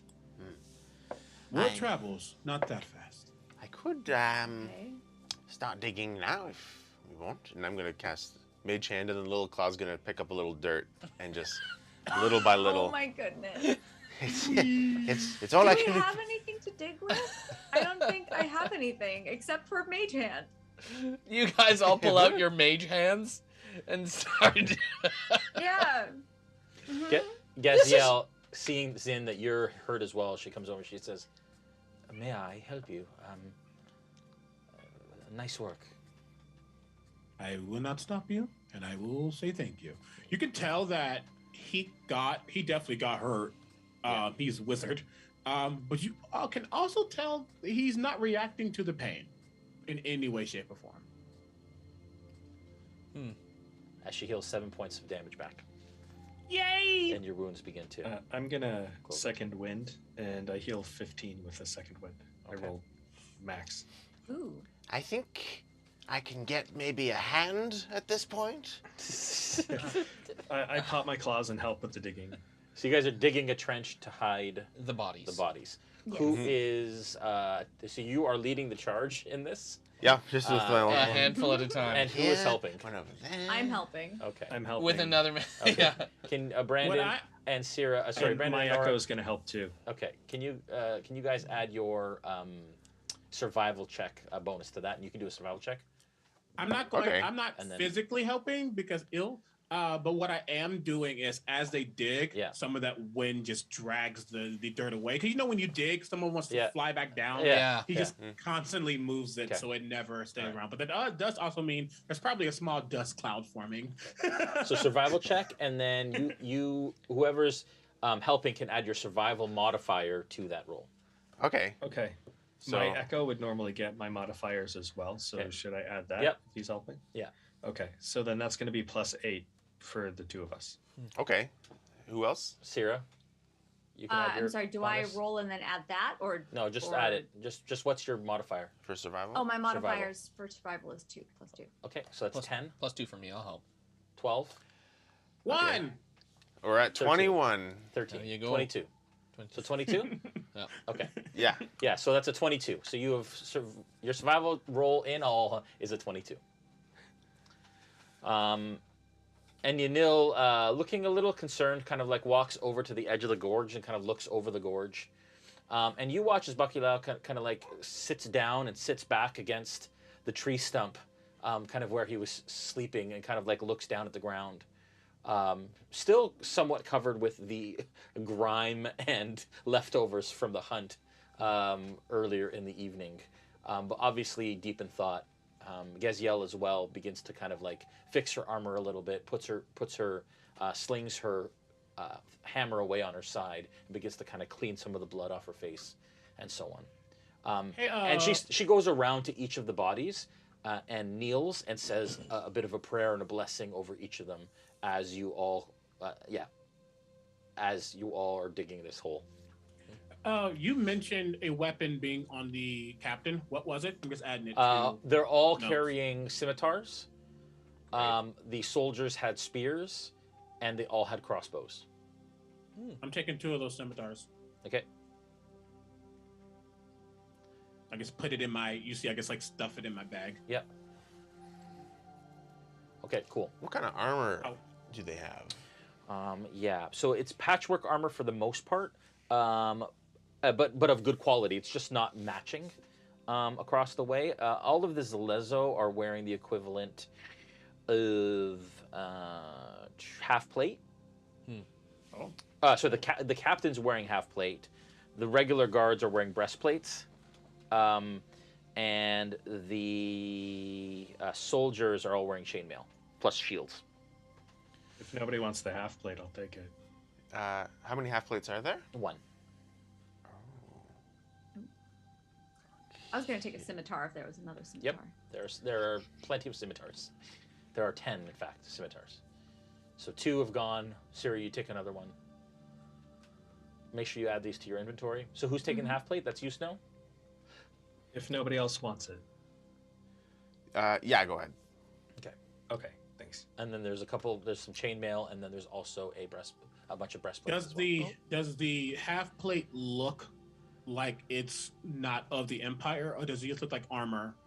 You know, some armor looks more specific. I'm just wondering. It's more Menagerie Coast, so it's definitely of Zalezo make, and it's patchwork. Like the Zalezo were pulled from, as you know, you would know, and anyone else who's kind of grown up in the Menagerie Coast. And from what you've seen, there were gladiators that have been hired to be the guard force of the Menagerie Coast. So they basically, some of the armor is from when they were gladiators, some of it is of what they've carried. So it's patchwork, but it's the equivalent of half plate. Okay, but it won't automatically trigger someone in the Empire that's what I was trying to figure out. Yeah. The Zalezo and the soldiers are more indicated by the clothing and the colors that they wear, more so than the armor that they wear. Not like the Crown's Guard, which are clearly Crown's Guard armor. Clearly Crown's Guard. Yeah, exactly. Cool. All right, thank you. You mentioned that some are wearing chainmail. Is there any that look better than the others? No, and again, it's all kind of like patchwork chainmail, but it's the equivalent of chainmail. Okay. So yeah, you could. Yeah. Can I swipe some? Yeah. Okay, cool. Yeah. Done. I could even give you mine if you want, since I got the half plate now. Ooh. Yeah, I'll test it on. And oh, it feels nice. Just remember that chainmail does require. It is heavy, right, guys? Chainmail is yes, heavy. So it depends on. Yeah, so it would have to take. You would. Strength 13. Ooh, dude. It does up your armor class, but then you get disadvantage. Yeah, you have to be proficient. Oh, that's true. My strength is and you have to be proficient with the armor too. That's true. Or what happens if you're not proficient with the armor? You get it in. You don't add your dexterity bonus. I have to figure that out. Yeah, I forget what it is. I'm looking. Chainmail doesn't add any dexterity. It's just 16. Yeah. Yeah. Oh, yeah. If you wear armor that you lack proficiency with, you have disadvantage on any ability checks, saving throw, an attack roll that involves strength and dexterity, and you can't cast spells. So dex checks you can't. Yeah. And you can't cast spells. Oh wow. Okay. So that's nice chainmail. You hold on to that. Yeah. You want medium. Probably studded leather. I'm like, ooh, that's gross. Yeah. Probably studded leather. Too much fur in it. Yeah. Okay. All right. Anything else you want to do with the bodies before you bury them? We've searched them as best as assuming we searched them as we grab stuff. So if we don't, I'm gonna say, you didn't say that you searched them for treasure. What you only did the one. The rest of them, you all find the equivalent of about 15 gold and 5 silver, additional to what Zinric found in the first place, which you don't know about. For each of us, that's fair. Not for each. 15 in all. So divide that now, or if you have a treasure, can keep it for now. Cool. That's 15 gold and 5 silver. Oh wait. Yeah. Cool. 3 gold and silver. Awesome. Okay. Yunil doesn't take any of the treasure, and Bacalhau actually says he doesn't want it, as does Geziel. Okay. Okay. So after we dig, put bodies in. I assume put stuff back over to do it. I say, is there anyone who is more druidic, one with nature that can make this look a bit more natural? Not my department. Mine either. Yanil kind of steps up and she says, what exactly are you looking for?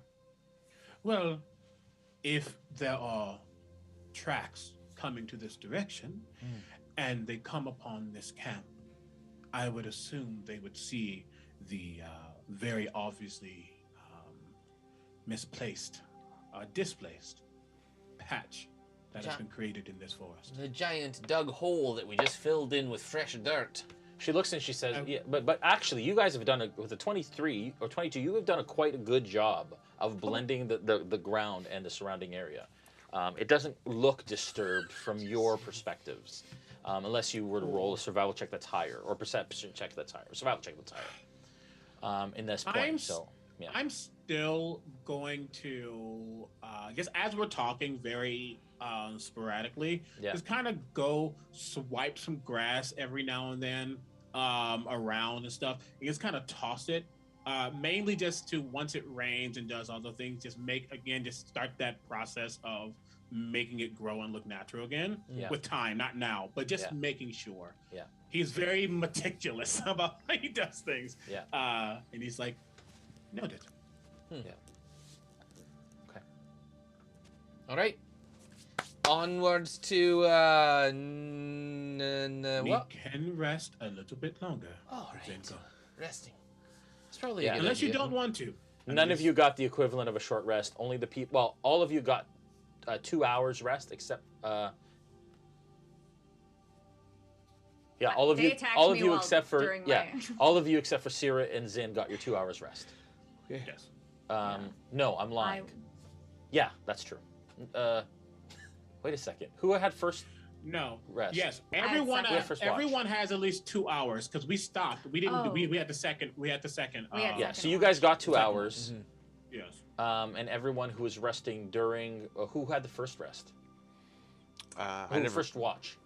I think I was last and never made it to my watch. Snow and Bach? Yeah, I had it written down somewhere. Snow and Bach had that's first. right. So you guys wouldn't have gotten rest at this point because this one was interrupted. Right. So I'm going to say you guys got maybe an hour at this point. The rest of everybody else got 2.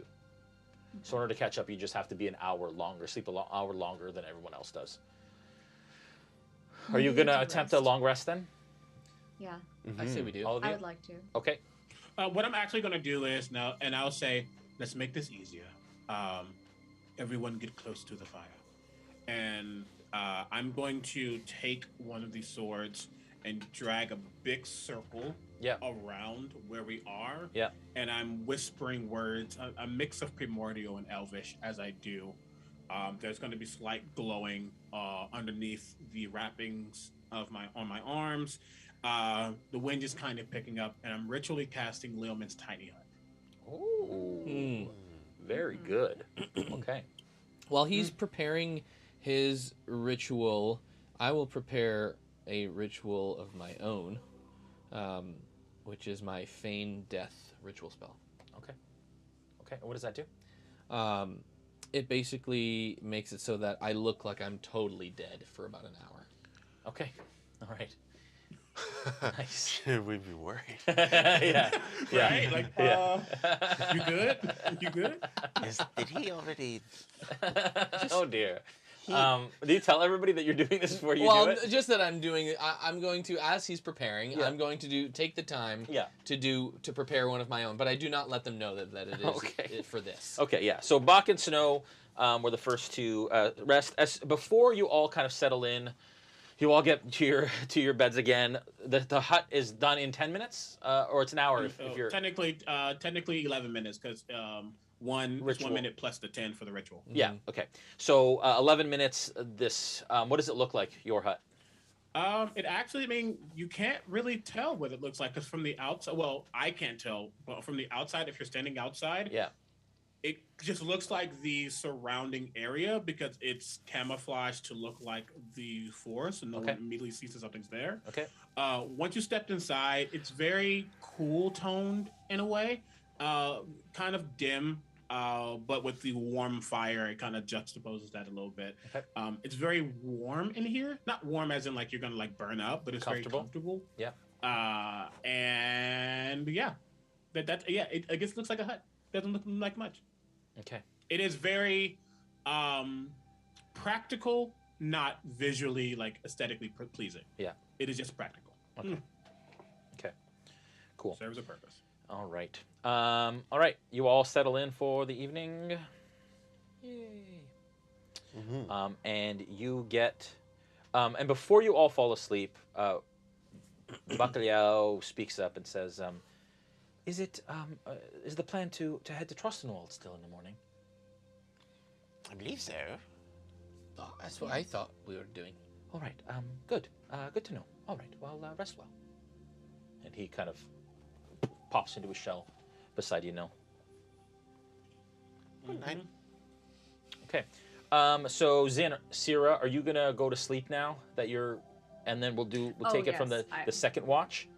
Yeah. So before I go to sleep, after I cast the hut, I'm gonna take another 10 minutes, and there is a small feather that I just place in front of me, and I just let that sit for a moment. Okay. And the wind just swirls around it a little bit as after 10 minutes, Tajana comes back as I recast Find Familiar. Okay. Nice. And I'll telepathically tell her to just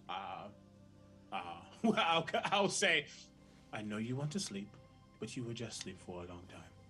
If you wouldn't mind, go to the tree. Just keep a lookout. You know to contact me if something goes wrong. And she will fly out the dome and just perch on the tree. Okay. All right. That's what I do until then I pass out. Okay, so the first is Gaz and Gab are the first watch as you all settle in for the evening. And that is where we're going to take a break for the night. We will be right back.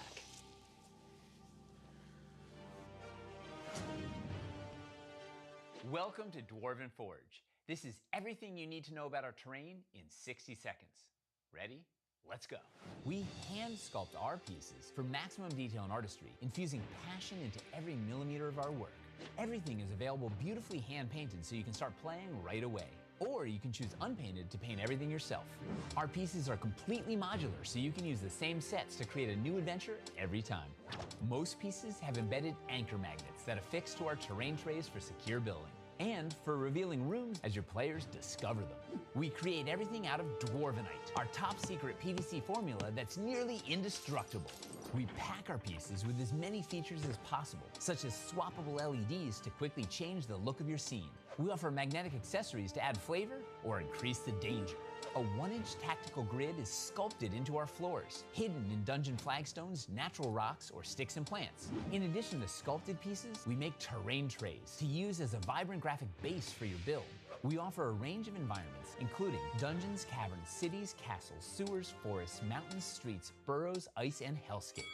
And that's just the beginning. We have a passionate fan base who can tell you all about it. And that's everything you need to know about Dwarven Forge in 60 seconds.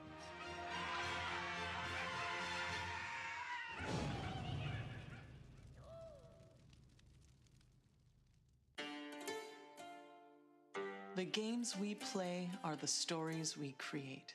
The fortress doors swing open. Every story is unique. And the sound of war drums rises.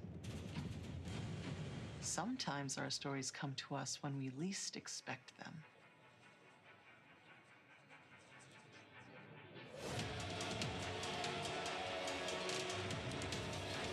We need to be ready no matter where inspiration strikes.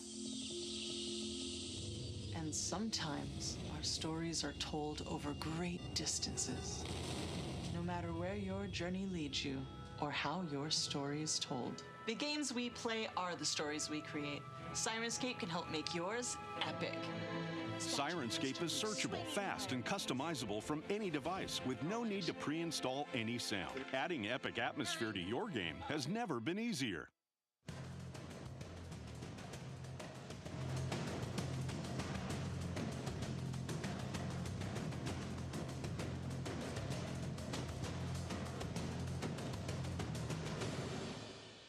Do you miss playing Dungeons & Dragons, or just have a hard time finding a group in your hometown?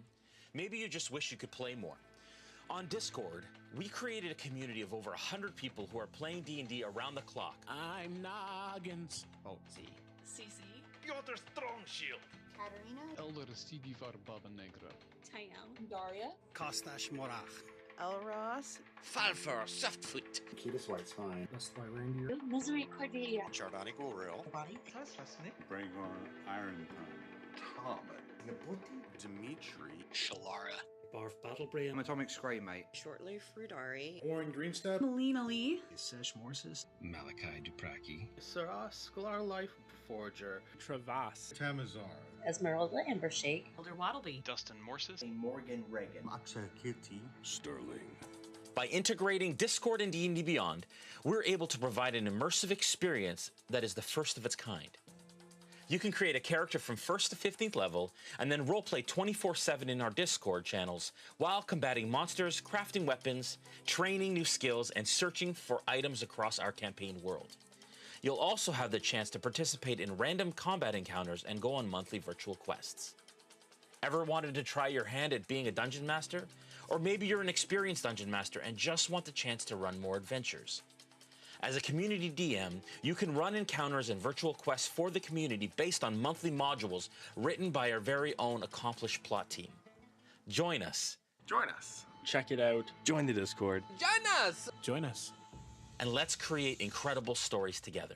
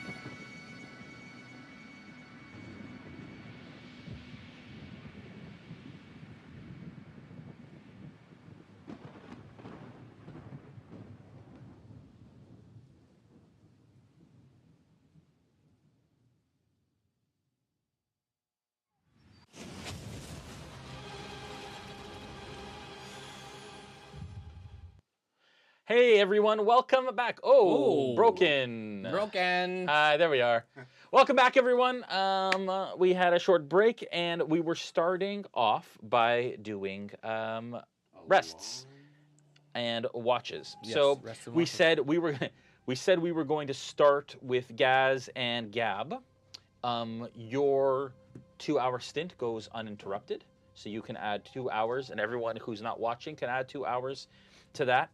And then Bolt and Yanil do theirs, so that's another 2 hours. So that's 4 hours plus 2 for some of you. Then Bacalhau and Snow, you do your watch. Snow is not back yet from break. Brandon needed to step away, I'm assuming. There he is. Hey! Can't hear you. Sorry, I forgot that was down. Oh, it's all good. Oh, that whole time, I love it. That's great. Yeah. That's really good. That's funny.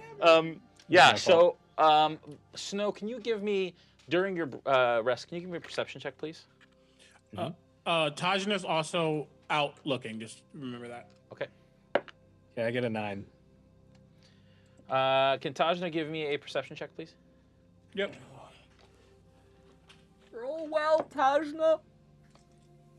He has advantage. Natural 20. Boom. Wow. Natural 20 and a natural 1. Wow. Advantage for the win. Natural 20 brought to you by Forge Gaming. Natural 1 brought to you by Forge. Natural 1 brought to you by Forge Gaming. That's great. There it is. For a total of 24. Okay. All right. Snow, as you're watching, you hear Bacalhau basically say, Snow, I'm just going to go for a walk, if that's all right. Just going to do a little circle around the camp. All right. Be safe. Okay. Thank you. Thank you. And he kind of gets up, and you hear him kind of like walk off into the woods. Taj, as Taj is circling, sees Bacalhau go over, speak to Snow, and then kind of walk to the edge of the trees and kind of in amongst the trees. Okay. All right.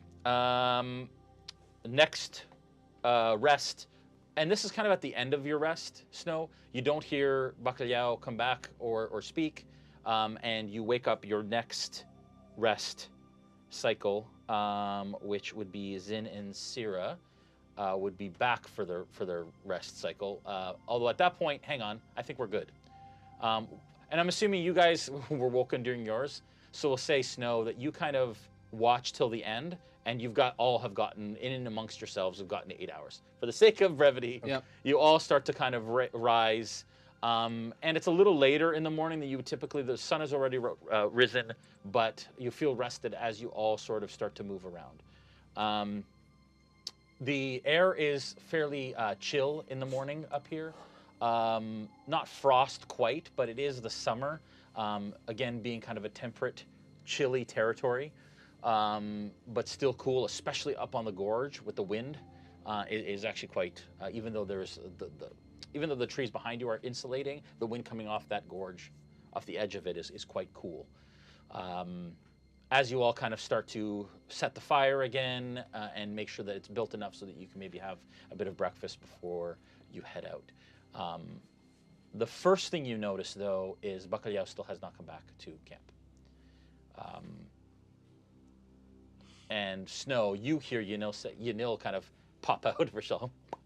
And she starts to look around. She says, anybody seen Bacalhau? He told me he was going for a walk when we were on watch. I'm surprised he hasn't come back yet. How long has he been gone? It's been, what, 2 hours? Oh, dear. Yeah, it's been about 2 hours. An hour and a half or so, yeah. About an hour and a half, maybe 2. Oh, that's troubling. Maybe he went to go make breakfast. Get some bacon. You also look over at his bedroll, and you realize that his things are gone. His pack. Did Tajna see anything else during the break? During that rest? Yeah, so it was about an hour and a half ago. She saw him leave, and she didn't pursue him, and she hasn't seen him come back. Okay. I'll just look over to where I know Tajna's perched, and I'll say, she saw him walk away, but what was that accent? She saw him walk away, but did not see him return. Why would he take all of his belongings? Perhaps he was feeling, I don't know, anxious about getting to Trustwald. He did mention wanting to go. Perhaps he did not want to wait. Well, should we wait for him to come back? Yanil sits kind of cross-legged, and she says, give me a moment. Have breakfast. Go amongst yourselves. I'll attempt to contact him. And she kind of sits cross-legged, and you can watch as she starts to incant under her breath in a language that you don't understand, and begins to kind of create movements in the air in front of her.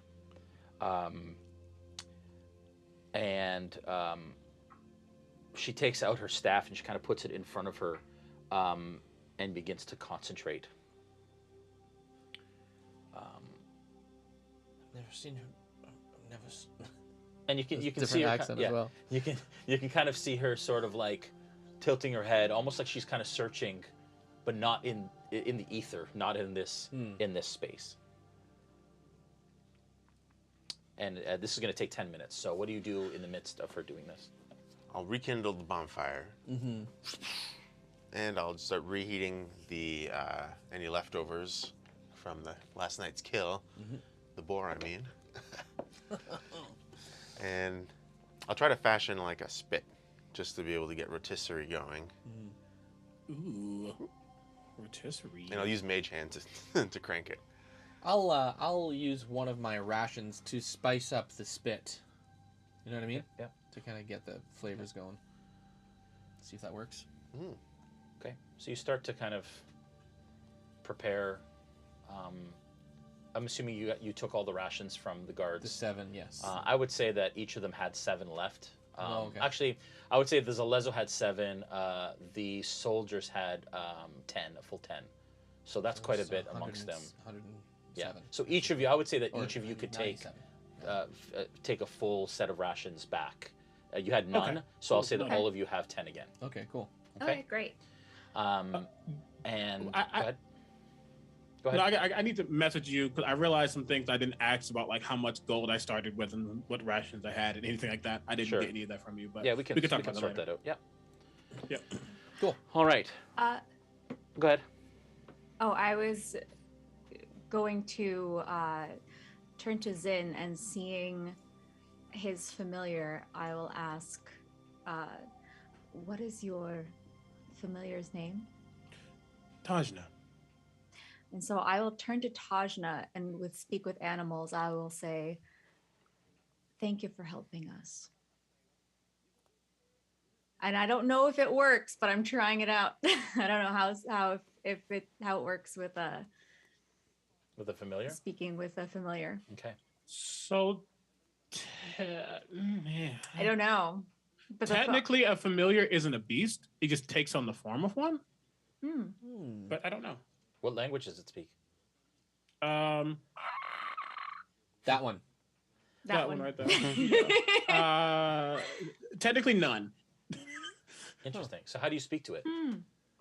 I, as the Telepathically? familiar's friend, have Yeah. a telepathic bond Yeah. with Tajna. So there's no response when you attempt There's to no speak response. And I will, and Sierra does this, and seeing the no response and kind of putting 2 and 2 together, she'll kind of turn her head and just say to herself, oh, interesting. Well, and I'll turning back to Zin, please be sure to thank your familiar for their help. Of course. All right. Immediately, Yanil kind of, her eyes open, and you watch as her eyes, which are like white, kind of clear over, and her blue eyes kind of come through again as she blinks, and she looks around at all of you and she says, he's gone. He's not coming back. What? Why? What is going on? How do you know this? I used a spell, and where I can look in on someone. And he was walking away with his things. I'm not exactly sure why. But he has left. I don't mean to be forward, but he was very of the impression that you were the mate he was looking for. I do remember So I'm that. finding it hard to believe that he would leave you. Well, perhaps it has something to do with the one that I am seeking. Perhaps there was some confusion there. I care deeply for him, but anyways. Perhaps he realized that you were not betrothed to him. I don't know the details between you and him, but perhaps his heart's broken because you did not, I don't know, appreciate the effort he put in yesterday, at least not to an extent that he wanted. Perhaps. I'm no therapist. I don't know, nor is it my job to. Well, he did seem to presume an awful lot. He I don't believe I've ever even heard him ask Yanil if this was anything that interested her. We had conversations. I told him that our destinies were linked, that I cared very much for him and all of you. I hope I didn't give him the wrong impression. I said that we wanted the same things as turtles do. But you are much older than him. Does that make a difference? Rude. No, I just kind of like elbow. I don't. Age is Sorry, age is just a number. I mean, I am quite. I don't look my age, do I? You look not a year older than what you are. Listen, you are a catch. Thank you. And if he had any sort of ideas about anything that you were not interested in, I think that's really not your problem. What she said. That's what I say. Well, I mean, the fate is what it is, and everyone serves a purpose, and we go on from here. That's a loss. Yeah. Maybe he just But went he is back to always the one-track mind. Yes, perhaps he will find happiness. And if he's seeking his happiness, I'm certainly not going to be one to stand in his way. Yes, this is of his own volition. He's decided. Anyways, Well, thanks for finding him for us. That saved us a lot of turmoil. Yeah. All right. Well, okay. Would you like some more porridge? I'll have what's on the spit. Yes. How's it going, Bolt? With the... I'll just look over. I forgot, and the mage hand's still going. He's like, everything's fine. And I'll take it. Porridge or pork? Oh, I love a good pork loin in the morning. Porkage. Porkage. Start breaking it apart in my hands. Oh, hi. Oh, hi. Very good. Very nice. Smell that, Yanil. Anyone? Try some? I'm all right. Thank you. I'm going to take some of the porridge. They are being so mean. Right? I am too. Yeah, and it's actually still good. The porridge. Listen, from the evening before. after that whole hunting fiasco, now I am very appreciative of some free porridge. Yeah, fair enough. Fair. Good. All right. You all eat. Have obviously apply long rests to your characters, and the day is yours. What do you do? Onward to Nordstrom's, or what's the place we're going? Is it? It was Frostenwald is officially Nordstrom for the rest of the campaign. I've never been. I hear it's several levels. Natural Wines brought to you by Hey, new That's sponsor. good. I'm just kidding. They're not sponsored. I'll say, gather your things. I will make sure that this place doesn't look touched, at least as best as I can. All right. Zin, I'm sorry for what I said earlier and take it personally, and I do apologize. You shouldn't apologize at all. I wouldn't trust anyone that comes out of my way, goes out of my way, their way, to bring you to their home and protect you and all those things. There's always an ulterior motive, for the most part. I'm not saying I do. I'm just saying it is wise to not be immediately trusting. Well, for what it's worth, I was told once that I would. Oh, I cannot hear you. That for a moment. That was weird. So, thank you for being with us when we needed you. Do I hear them talking to each other? It's up to them. Are you saying this? I'm quietly? not making it secretive. Okay. I'll just within earshot, I'll say, Zin, truly, I mean, you are amazing, but also across the way, I'm not sure if you all noticed, but there's like 3 or 4, I wasn't there to see it, but Snow, who, by the way, is blind, in case you didn't know, took out 3 or 4 men on his own. I mean, my friend, good job. I was hiding in my bedroll most of the time. You were doing a wonderful, in the performing circuit, as I'm sure you know, we call that a park and bar. You sit and do nothing and yet do everything at once. I try to do as much as I am willing to do at the time, yes.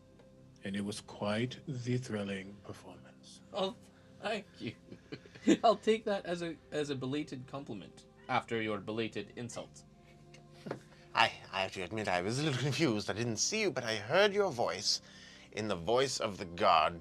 You heard my voice in his voice. I thought. Well, then I failed. I thought the original one came back, asking us what we were doing here. Oh, it was a little so but then we made sense. So, but it was a very good impression. Thank you, Bolt. Well, you all are very amazing to me. I mean, quite amazing. So I'm looking forward to the adventures and being able to actually speak to you from now on. So, shall we? I'm packing up the spit. Yeah, I'll yes. start making sure the bedrolls. I'm helping Zin make the camp look like there's nothing that happened here. Okay. I'm going to go into my tent, just make sure everything's good. Grab my bag, start breaking down the tent eventually. Just get everything situated. I'll even go around the area, pick up any just like pieces of like discarded trash or things of that nature and toss it into the fire. Yep. Just to make sure that everything's set and good to go. I will put my big old tent after I fold it up and everything, put it into the bag that I have. Okay. Perfect. All right. You all gather your things and you start to traverse down the gorge and then across the Merrow Valley towards Trostenwald. Zin, you know that Trostenwald is about a 3-day trek from here. And it's a 3-day trek northeast of where you are. And then basically you'll head northwest again to head towards the Bromkiln Hills after Trostenwald. As you start your journey, you know Zin, and I'm assuming you share with the group your knowledge of Trostenwald. Mm-hmm.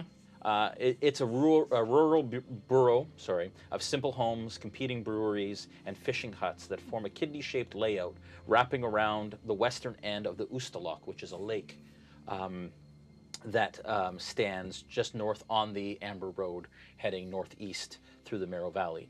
Travelers from the south consider Trostenwald a simple and folksy welcome to the Empire, and it's kind of the first kind of major city within the Empire, heading north on the Amber Road from the Wayun Gates. The population is about 8,900, so it's quite the city. Not huge, but a decent-sized borough. And majority of folks are humans in the 60% range, and the rest kind of are mixed between halflings, half-elves, and 13% of other races of all kinds. You explain to the group also, Zin, that it is broken up into a number of wards, much like other cities and settlements are within the Empire. You have the Lock Ward, which is the ward that holds the docks and the post office and the general store, and it's kind of like somewhat the rougher part of town that kind of borders the lake. But that's where a lot of the fishing happens, and the fishing villages and things like that.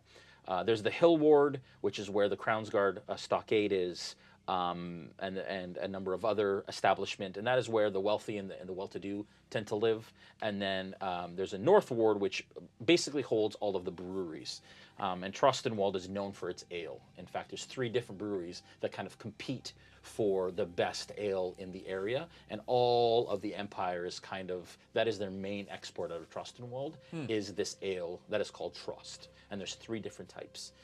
And they believe that the ale is a mix, or the wonder of the ale, and the reason why it's so good is a mix of the water from the Ustalok and the soil in the surrounding fields for the other ingredients that make up the ale. You head northeast, like I said, for about 3 days. Fairly uneventful, we'll say that the travel is. Is there anything that you want to do on the way there? There's nothing really to see. It's open fields. Every once in a while, you'll see a farmstead kind of in the distance. But other than that, it's fairly open fields all the way to Trostenwald. I'll be sort of tinkering away. Tinkling. Well, if it's 3 days. Every 4 hours. Eventually. Every couple hours. Yeah. He's tinkling away. Yeah. Yeah, we have to be able to trace our steps. Yeah. No, tinkering away and when coming up with ideas, because having seen sort of Zin's booming blade ability and how he's able to harness thunder has sort of given Bolt an idea about how to do something similar. And so he has something, a new idea in the back of his mind, but he's gonna leave it at that. Okay. All right. Cool. Yeah, and I'll go up to Snow during this journey primarily, and just be asking a little bit more about these echoes that he's able to. I know we've had these conversations before, but I'm once again kind of floored by the fact that he's able to kind of find someone from another universe, bring them into his own plane, and then use them to his advantage. And so something to the effect of, so do they have thought? Are they thinking when they come? Well, I think so. I've asked them questions before and had them answer with, knock once for yes and twice for no. And we've been able to find out some things from them. Do you think that they're feeling like they're dreaming being here, or like, what is it? Is it? I think so, but I don't know. I think it depends. Some of them probably think they're dreaming, but others, it is like an escape for them. Their world, their timeline is not as nice as this one, and so I try to hold on to them longer if I can. And as we travel, like I've always got my echo out. I always have one around. So as long as I'm conscious, I've usually got an echo around. It's pretty amazing. I mean, you know what we should try one time? Is you summon your echo, who looks just like you, and then I change into another version of you, and then we go in someplace like triplets, and we just pretend to be brothers. That would be great. That'd be fun. I suppose we could give it a try sometime. Sure. Maybe in Trostenwald. Maybe. Well, I'll once we start drinking some Trost, I'm sure that many hijinks will ensue. Oh, I plan to. While staying, inconspicuous about it all, of course. Oh yes, of course, because the wanted posters and all those things. Of course, we have to be careful. That's it. Okay. Anything else for anybody? 2 things. Well, 3 things. One, I messaged you. I saw it. Okay, cool. I just wanted to make sure. It's hard to communicate when you're Canadian. I can't text you. Yeah. As those two talk, Zin does just like watch the echo because he is super fascinated by that concept, something he's never seen before. He doesn't say anything just because they're in mid conversation, but he makes a mental note to speak to Snow later. But he kind of saunters closer to Sierra as they travel, and he says, "I haven't seen many do what you have done. Your group has spoken about my abilities, and yet you have the ability yourself to disappear into an object? Never heard of that." Well, I sort of came to an arrangement with someone who they are the source of my abilities, if that makes sense. Your abilities are not taught. You have not traditionally trained in that sense. No, it's just come to this agreement. It's sort of just like I feel her presence, and from that, I'm able to do what I can do. So, out of character, because something I think about all the time is that we use D&D language so fluidly, even though it makes no sense to say that out loud. Like, I'm going to take a short rest. What does that even mean? Right. Do I know like warlocks and sorcerers and things of that nature? Can I parse together that she's made a pact of some sort? Because this is all very new to Sierra. Like, she would not know the thing about pacts and warlocks, and she doesn't know the language that metagaming, like we know the language as players. Sure, she just... This is all very new to her, and so she's trying to... She believes she has a relationship with some sort of entity. Yeah, exactly. And he is also, I mean, it's not revealed, but it's not the biggest spoiler in the world that he has gone to school for magic and stuff. So he's been surrounded with many different people in many different ways that they have harnessed their magic. So he's just curious to know if the language she's using, is it something like that? Yeah, you probably give me a history or religion check, please. Ooh, fun. What's better? They're actually the exact same. For this, because she said, tell me which one. I'm gonna do a religion. Okay. He's not religious, but that's the first thing that comes to his mind.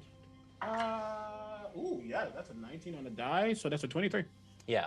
So you've heard of when she starts talking about getting abilities from some sort of entity. What did you tell him exactly? Sorry, what did you reveal of the relationship that you have? I said that we had come to an agreement. So there, I haven't gone so far to the extent that I've told the others. Yeah. But I do say to Zin that me and this being that is much more powerful than I am had come to an arrangement. Yeah. So from your understanding, Zin, you've heard of individuals who make pacts with otherworldly creatures and entities who then bestow upon them power. And even though, you know, a lot of paladins and things like that pull from power in their belief and their faith, this sounds more intrinsic. This sounds more like personal almost. Yeah, I was like, I think he could parse that. Like a paladin, that oath is more like a creed. This doesn't sound like a creed. This sounds like something that was done specific. Yeah, I definitely say the word like arrangement. Yeah, and it sounds like a deal was made. Yeah, like a deal. Exactly. I definitely gave up something for. Yeah. Okay. He just says, "That's fascinating. I have to admit, I took the boring route. I studied and learned, though some of the things I can do are more natural." And as I say that, there's just a shift of wind, very subtle around me. And you see Sierra's eyes just go really wide. I didn't know that you could study and learn these things. Yes. It's amazing. I was a student at the Solstice Academy. Where is that? Well, we're not going there right now, but that's in... Omega's blanking on the name! Jesus! Sorry. I'm like, what is it called? Is it far? It's not close. I will say that. It is in Rexington. I was like, what is it freaking called? And she probably doesn't know where that is. She's been very sheltered her whole life. Yeah, and didn't live on this continent. To be honest, I didn't even know that you could study these things. And when I asked you why you wanted to come with us and you just wanted an adventure, that really spoke to me because I got what I have, and the arrangement was all because I wanted freedom. I wanted a taste of what life was. And so when you said that, despite being weary of trusting you, I understood. I come from my family was not as privileged, for lack of a better word, but I was good at entertaining. It's kind of how I got a little bit of coin to help my mother and my father. Well, mostly my mother. And I guess someone saw that I could manipulate the elements, specifically wind and the air, and how I integrated that power into my craft. I think perhaps they wanted to take a risk on a small little lad. And luckily, I was able to study and learn. I'm happy for my... I'm happy they saw me. And now I like to explore, have fun, live the life that I was not going to live. I didn't want to put this power to no use at all. Well, I hope that last bout back there didn't disappoint you. No, that was quite fun. It's all very new to me still.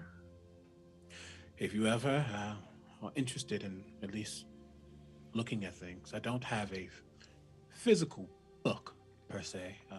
He taps one of his swords, and there are a bunch of like scrap pieces of like flowy paper that comes off of them, but each one has like a different rune on it.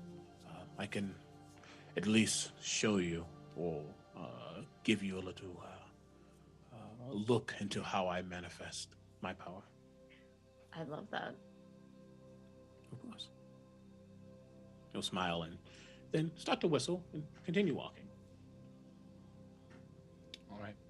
Okay. Anything else from anyone on your travels? Okay. You conclude your 3 days travel across the fields of the Merrow Valley as you see Trostenwald in the distance. And again, it is a larger city. Similar maybe inside. I have to take a look to Nicodranus. I can't quite remember, but it's a well-established city that you see in the distance. All of you can take off 3 days of rations, please, off of your inventory. I just got these. Just got these. I just got these. I'm dead. Done. I turn to Bolt and I go, I trust we're going to have some ale today. Finally! Well, where there's a wall, there's a way. Oh, I miss towns. That's where all the good puns are. You start coming through the town. And immediately, the first thing that you see when you enter the city is that it is quite busy. And folks of all makes and sizes, primarily human, like I said, 60% plus of the population is human. And the first thing that you come into contact with is you come in more or less on the hill ward side of things. And it's quite pleasant as you kind of walk through. The hill ward, again, being kind of the more affluent part of town. This area is safely provided, or protected, I should say, by what you see to be Crownsguard, who are, and a fairly decent contingent here as you start to walk through the streets, which are, like I said, quite busy. It's about the equivalent at this point on this day of about 11 o'clock or so in the morning. Do we see any post boards anywhere? Perception check for that. Or investigation. If you're stopping to actually look Yeah. at like boards and stuff, give me an investigation check Sure. as you kind of walk through the streets. I'll help you look. Sure. Okay, you can add your investigation check to that. So that will be and what was your bonus? 8. Wow! It's a 20? No, that's a 19, sorry. Okay. The 19, you don't see any wanted posters for the Seditious Six at all. I feel slightly disappointed. Almost like our ill repute hasn't quite reached the bounds of Trostenwald yet. Yeah. Across the gate. Yeah. And I think to myself, we're just not trying hard enough. Well, I think you'll find it's a good thing that we're not wanted. I mean, no, I think it's great. I mean, it's... listen, I'm a spy. I don't like to be noticed, but there's a part of me that likes to be noticed. You know? I do. Okay, good. Yes. Let's go tell the others that there was a poster. No, I'm kidding. Let's not. As you walk through the hill ward, you immediately notice a large stockade, which bears the regalia of the Crownsguard. And you can tell that this is potentially the headquarters of where they are for Trostenwald itself. And it's fairly sizable. And Zin, you know, again, that being the more affluent kind of part of town, that there is a common inn called the Nestled Nook Inn here. It is sort of the most comfortable spot for a decent price or cost within Trostenwald. And it is a common place where people stay if you plan to stay overnight or stay for any sort of extended amount of time. And then as you kind of hit the main road, you know that the Nestled Nook is just a little bit further up the road from here. You can also see past that in the distance. You can see that the kind of the North Ward begin to open up with more shops, and the market being at the end of kind of the main road here. And there's kind of a market square you can see in the very distance with market stalls and little things, as well as some larger buildings that you imagine is you see one larger building that looks like a brewery with massive kind of large casks kind of that sit outside vats with fires kind of brewing, and you can smell the waft of a brewery very, very clear through the air. There's no question that you were in Trostenwald. And then also to the right, you can see in the distance, you can see down kind of the hill a little bit, and kind of at a lower grade than you are now, you see the Loch Ward, and you can see the Oostelloch kind of in the distance. It's shimmering waters with the sun kind of radiating it off it. And it's a cool kind of a day. For the most part, it is sunny, but it is always cool in the valley. Summers don't get incredibly hot here at all. What do you do? I look around at that initial place where the soldiers were. Yeah.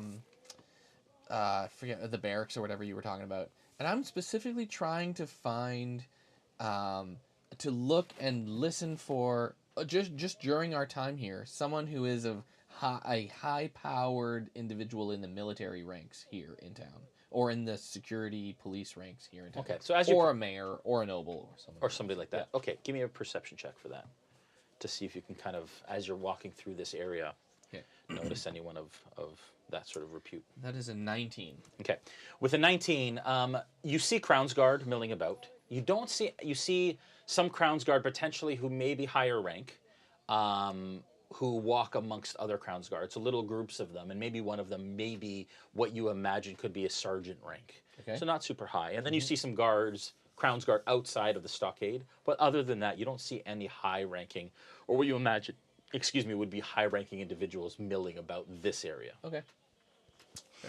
And I'll just say, as we get into the area and start to actually be within the city, I will again do my typical turn around and like look at the group, and I'll say, "All right, everyone, Drostenwald, it is very lively, very fun, but please don't get yourself into too much trouble. The Crown's Guard are not the Zalezo. They can and will fine you. They will jail you, and in some cases, they will kill you. That's a little extreme. Just be mindful." Are they looking for us here too? No.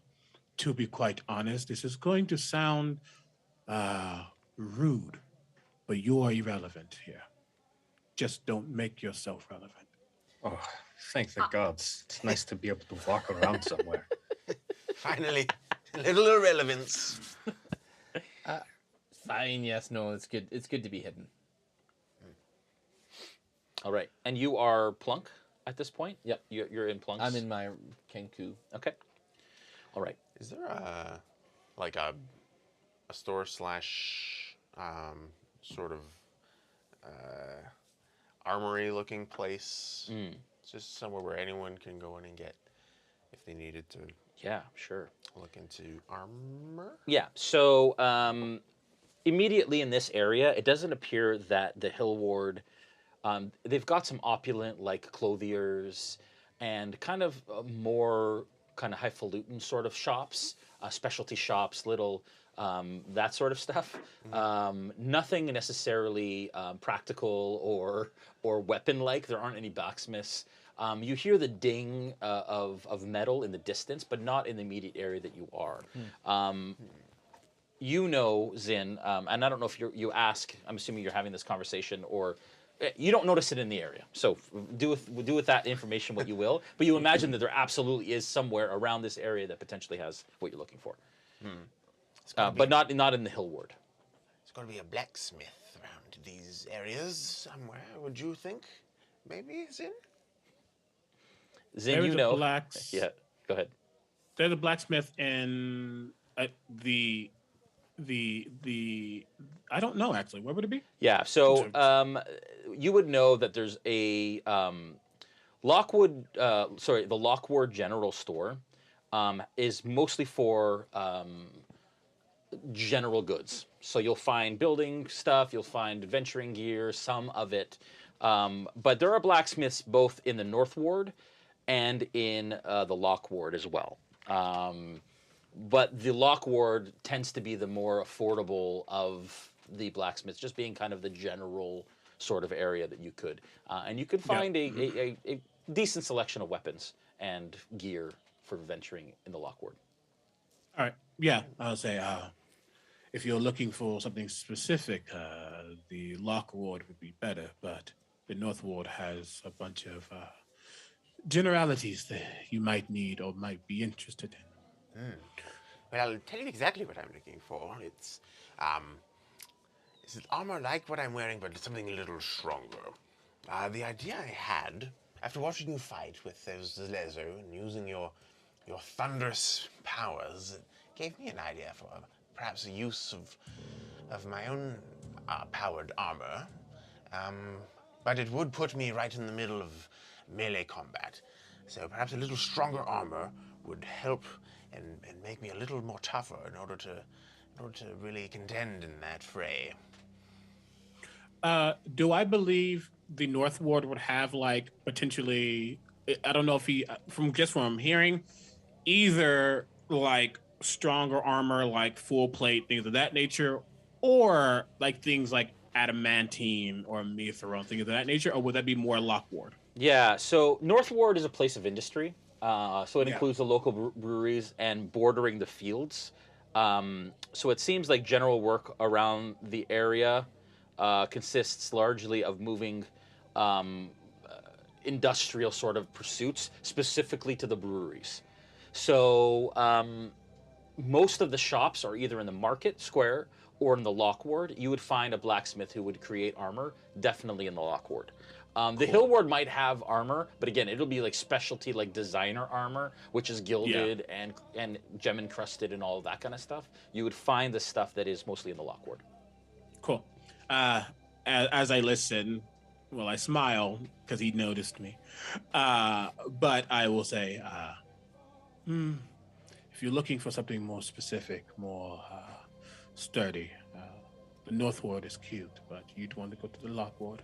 They have blacksmiths who can probably make something specifically for your needs.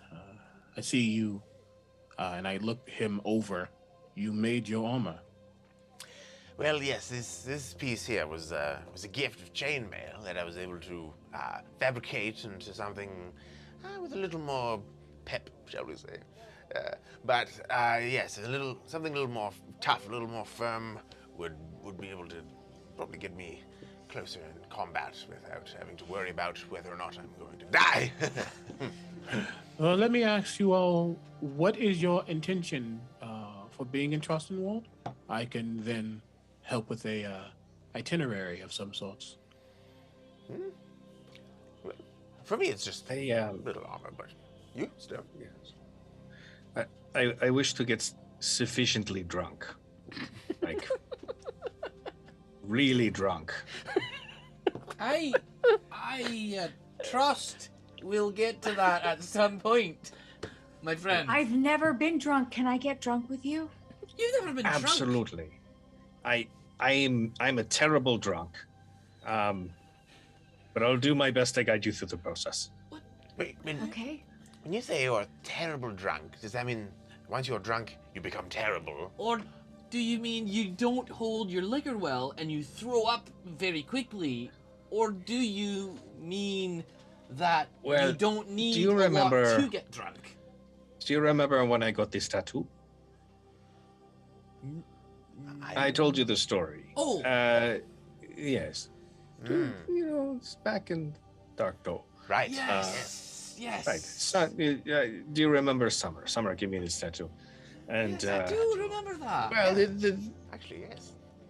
I threw up on the floor of the cup, which is, you know, of course, as you know, the name of the tavern there.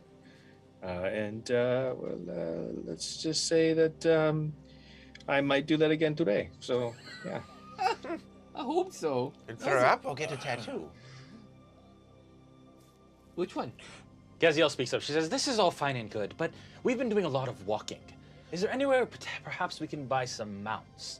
Perhaps some horses or some ponies or something so we don't have to walk?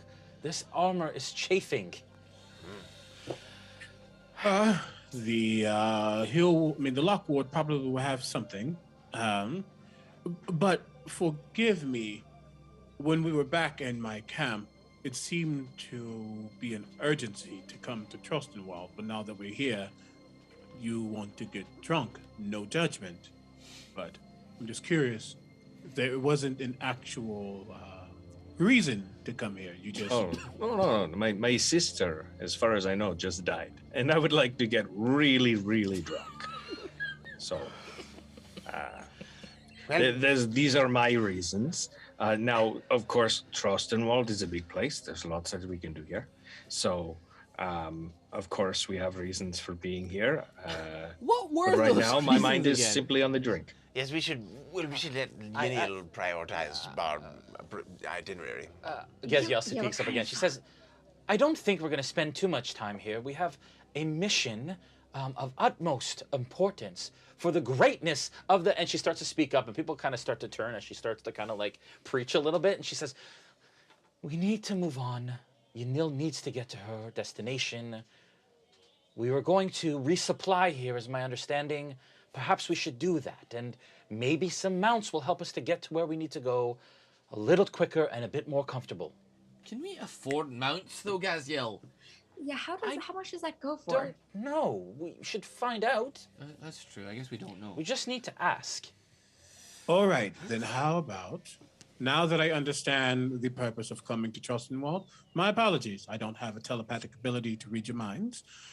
We will go to the Lock Ward. No, we will go to the Lock Ward. I'm sure there are spaces and stables to find a stable owner, to find a mount. There are many breweries, including the Old Mudhole Tavern, that has great things. It's like a dive bar. Many things. Once we figure that out, and do that, then we are headed to Komoda. Yes. Yunil says yes, Komoda. I mean... Got it. I understand the plan. Now we can have fun. Ah, good. Seems like the lock ward has what we need. I think you're right. The lock ward. Do you think there's? I can't wear armor as heavy as you. I'm not trained for that. But do you think they did have something that was kind of light that would kind of protect me a little bit better than this? I am more than positive they'll have something. They have something for everyone. Actually, you know, Bolt, you mentioned your armor, and I went over to some of the soldiers who were wearing chainmail, and I realized I can't wear this. It's too thick, and I need to move. Like, have you seen me move? I move well. So I need to move freely, but I can't be so weak in battle the way I am now. Maybe you and I could work on something where the chains are very small, and or something of the sort. Well, yes, if I get in different armor than my current chainmail, maybe I'd be able to put something together that you'd be able to take advantage of. It's possible. That'd be great. We should at least... Yes? You seek to be more sturdy in battle, but you are a performer. Would you stay in the back? I do, but I also, I kind of like to get my hands dirty. And I've got some special skills that allow me to do so. So, I just don't want to, I know that when my friends are in trouble, I need to be able to get really close. Get your hands dirty without getting your entrails dirty. Exactly. You, Noted. I was just curious. Zin, you notice that people, as they pass by, and as you're having this conversation in this group, people are starting to take notice of your group a little bit. Obviously, being a ragtag group of varying races and individuals, most people wouldn't have seen a turtle in this place, especially a kenku in this situation. And so people are kind of taking notice, and Sierra obviously is a sight to behold with the gildedness that is there. So, and Snow, again, being a tabaxi, not quite the typical folks, and all in together. Yes, yes. I look the most normal. Yes, yes. So as and a dragonborn. Yeah, so the ringmaster. yeah. Exactly. So again, of a place being mostly humans and halflings and some of other races, people are kind of taking view, and kids are kind of like staring, and parents are kind of pulling them along. Nothing scared or. I snap at one of the kids. and he kind of runs off. And the parent kind of looks at you. I and look at shuffles him on. and go, I'm sorry, it was too easy. okay, let's go, because we are drawing attention. And I'm just going to start walking towards the lock ward. Okay. All right. As you head through the lock ward, it's similar, and the smells start to kind of hit you. The fisheries and the atmosphere changes fairly significantly as you enter this area of Trostenwald. Bordered by the Ustalok, the lock ward is the most eastern and central ward of the town and is where the docks and fishing villages are. The 5 to 6 main dock structures of this ward protrude out onto the lake from between 10 to 30 or so feet and service the small fishing boats that work on the lake. And you see a multitude of fishing boats out on the lake at this time with nets and so on, out as far as the eye can see. And across the lake, you do see a stationary, fairly large-sized island that exists in the middle of the lake. But other than that, it's fairly serene, and there isn't much of a breeze, so the lake is fairly calm at this time of day. But like I said, mostly fishermen kind of walk through, definitely folks of some ill repute, and others of just hard-working stature. And you can tell that the attitude changes here. It's less of kind of amusement and more of curiosity as you kind of walk into this area of town. As you know, Zin, this is the area where the main market square exists. The Mudhole Tavern, which is a bit of a seedy kind of dark bar, only 4 tables that kind of service the area and the folks that are here. You also know that Lockwood General is here. There's a natural remedies store. The post office also exists here for folks that want to send. I'm not gonna lie, this sounds so much like my hometown. And all so much. And all kinds of different shops that would be of general service in general. Where do you head? I will head to the mud hole. Okay. I'll say this is a place to get a couple of drinks while we're here. A couple of you, and I look at Gaziel. I'll go with if you want. I'm sure there's a stable master somewhere around here. I'll go with Snow inside and reserve a table with some drinks. We're all going in. I'm afterwards. racing Snow towards that. Okay, so you all kind of rush together into this tavern. And the Muddle Tavern is exactly it. It looks like it was built in a hole. It's kind of decrepit. As soon as you kind of enter the inside, it's a small, dark tavern containing 4 tables. And it's basically what you imagine a dive bar would be, smelling of old wet wood, ale stain, and peanuts. Like it's fairly kind of decrepit, and you kind of burst in the door, and there's a barkeep at the bar, and it kind of it's a guy who kind of turns around and he kind of smiles and he's missing teeth.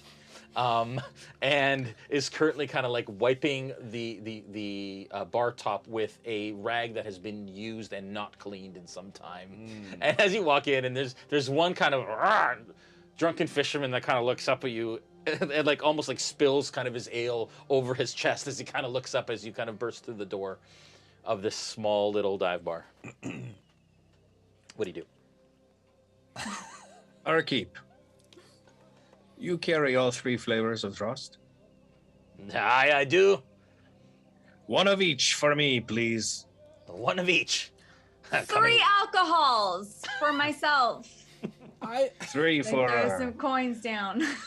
You all might see, want to start with 1. Yeah. You see kind of him look around like alcohol. But then I got 2 more.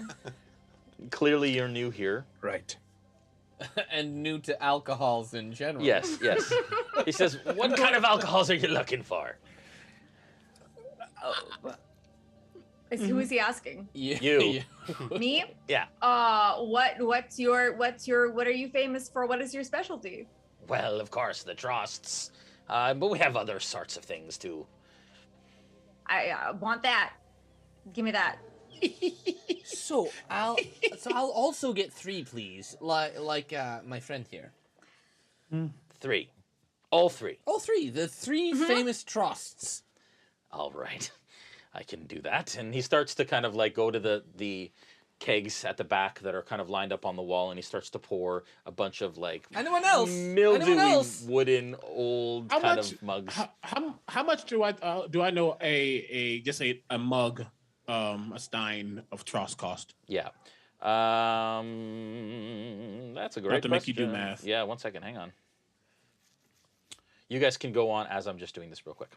Well, I'm just saying, I asked that because once I know, as they are yelling out orders and shit, stuff, I'm going to just kind of saunter over to the bar top, go into my coin purse basically, and just place 2 gold pieces down. Yeah. And the wind just kind of pushes them forward. Yeah. And I'll say, I apologize. They're new and they wanted to have fun. So they might get a little rowdy and there might be some extra cleanup. Yeah. So a mug of ale is about 4 copper each. Great. Nice. So yeah, I'm handing them a whole 2 gold to say I'm sorry in advance. You saw nothing. Okay. Yeah, We exactly. weren't here. You hear nothing. You see nothing. All right. He kind of takes the gold and he places it in his pocket. And he begins to dole out all of the... So who was all taking 1? I'm taking 3, sir. I'll do 3 as well. 3 as well? I'll just get just 1, but your smallest cup. I'm keep a clear head, Bolt! We only have 1 size here. I'm sorry. It's this size right here. I can put a little bit in it. Pay for the whole thing. No. Get the whole thing. I'll drink the rest. You have a little bit. You don't mind drinking out of a cup that I've already... No, gosh, look at me. Well, yeah. All right, I'll just one then for me. You can fill it up. It's fine. Which it's a variety of 3 different kinds. What are they called? Oh, well, of course. As soon as I bring it up here in my notes, there is the Brombach. It's there on the menu. The Husseldorf and the Von Brandt. What are they called? Say this again? The Bombach, the Husseldorf, and the Von Brandt. You know what? I like the sound of the Bombach. Very well, one for you. It's appropriate for you. Anyone else? Snow, you got your 3? Oh, I've got my 3. Yes, I'm good to go. Gaziel, what about you? I'm all right now, thanks. Okay. And how about Sarah? You said okay, so you've got 3, and then Zin, you're not going to drink. Are you drinking? This is quite amusing to me. I won't lie. I'll take the Husseldorf. Very well. And he pours them all, and he puts them on the table for all of you. And the other drunk guy now is... You look back, he's sleeping at his chair. He's kind of sprawled over his table. Awesome. As you all enjoy your trusts in fashion. For those of you that have had 3, please give me a Constitution saving throw. Yes, sir. Oh my goodness. 22. 12. You said a con? Yeah, save? con save. 22 Snow. This is light drinking for a pirate. This is barely even a buzz at this point. With a 12, Sierra, this is the first time you're drinking ale. In fact, the first time you drink it, you need to decide whether or not you like the taste of it, but you feel it almost immediately after the first one. And then with 2 more, you're feeling buzzed. And so, you're at the point where you kind of turn your head and everything else takes a second to kind of catch up with you. And this is a new sensation for you. At this point, Plunk is gurgling in the corner as he rolled a 4. And you can hear him. Go ahead, Plunk. Plunk, what does that look like? Oh, well, so I'm sure you've all decided that you're all done your drinks. So if you don't mind just passing them over here, I'll just make sure. Both of you done with yours? I'm still drinking mine. I'm still drinking mine. I had 3. I have 3 drinks, and then I have a drink. I had one of them. You sound and I'm drinking this one. You sound but so silly. I only have ever drank before. I've only had little sips of wine for rituals and ceremonies and stuff. I never had alcohol, ale, just drinking. This is fun. I have 1 left. I had 3. You remind me 3 of them. You remind me of my mother. That's so weird and so sweet. I don't know what to do. I'm weirded out and crying at the same time. I love you. And Zin's just watching, leaning back, going, "This is the best group ever." Yanilk is kind of sitting kind of looking back and forth in this group, and you can tell that she's weighing her decision to actually perhaps embark on this quest with all of you just for a moment. She's kind of she can have an ale because I can have an ale because my dad's not here. My dad's a jerk. Hey, you should. Dad's a jerk. If he was here right now, I would punch him in the nose. He tried to make me marry a dude. That's just disgusting. Do you know how gross that is? No. I don't like dudes. And he tried to make me marry one. He tried to make me marry a dude. And I said no. And that's why I'm here drinking ale with you guys. You six your britches. That's what I say. Bolt? Sing us a song. And you're the singer. No, but I want to know if you really know how to sing. Yeah, I guess Just a tune. if I were to Bring us come up with something. Bring us home.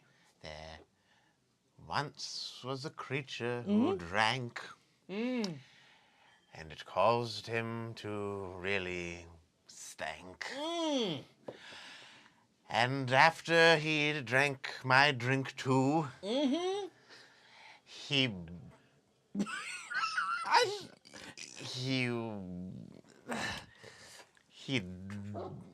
Instantly decided to poo, Gaziel says. And she's like, oh, I'm sorry, I couldn't help myself. That's Something right. to do and poop. See what I did there? It fits though, yes. That's good. How many did you do? None. None at all. Thank you. Zin, horses. I'd like to maybe go purchase some. This is all fine and good, but can we maybe while they drink, I will go with you. Perhaps. Syrah, can I How get? are you guys? Syrah, Oh, can I go get? ahead. Can I get surface thoughts for you, please? Surface thoughts? Yeah. What are your surface thoughts currently? First surface thought.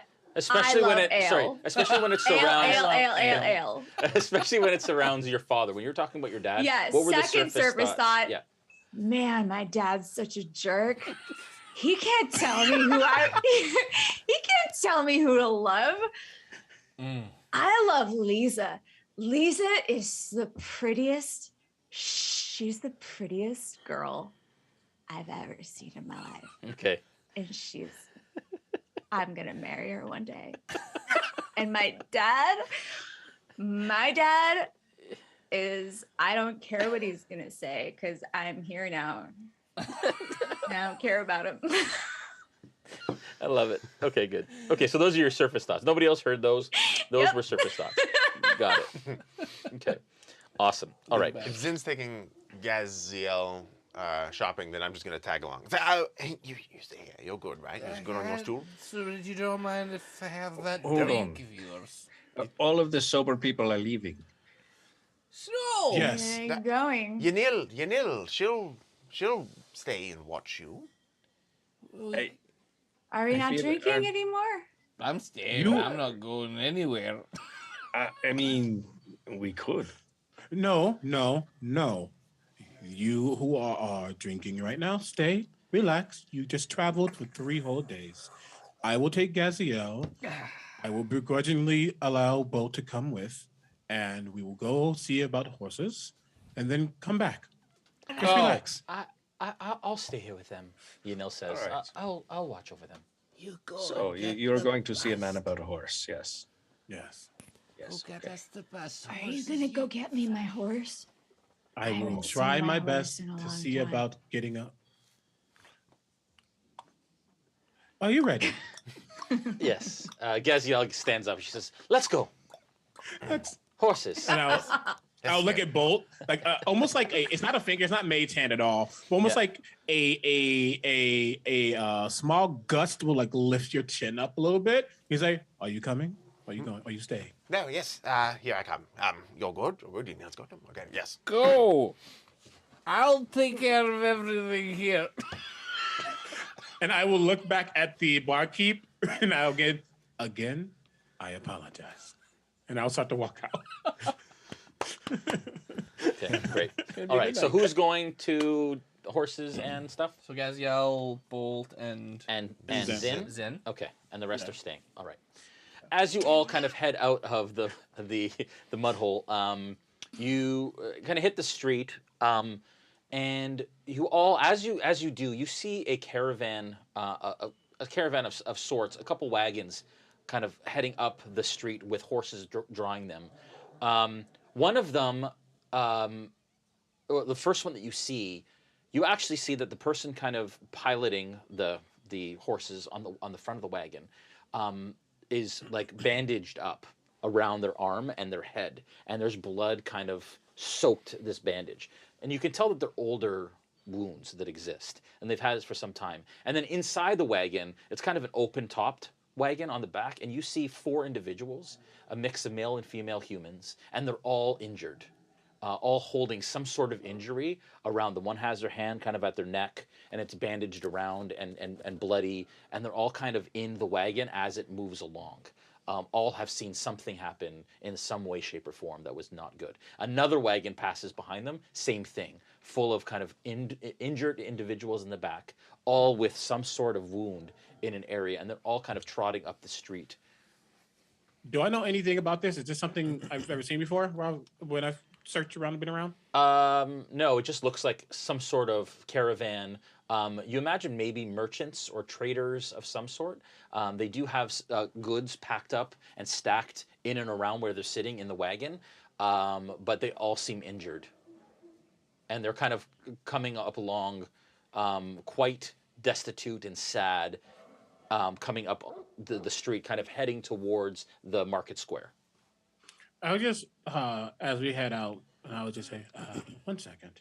And I'll move over closer to one if I can. And I'll just say, what happened? And as they're going, the one kind of, and it's a female kind of on the back of the wagon, and they're moving fairly slowly, trotting up, because the streets do have people kind of milling about, and they can't go too fast. And as it kind of turns around, she says, wolves. In the forest, the Syrian green forest. Be careful. Be careful. They attacked, but they didn't stay. They left quickly.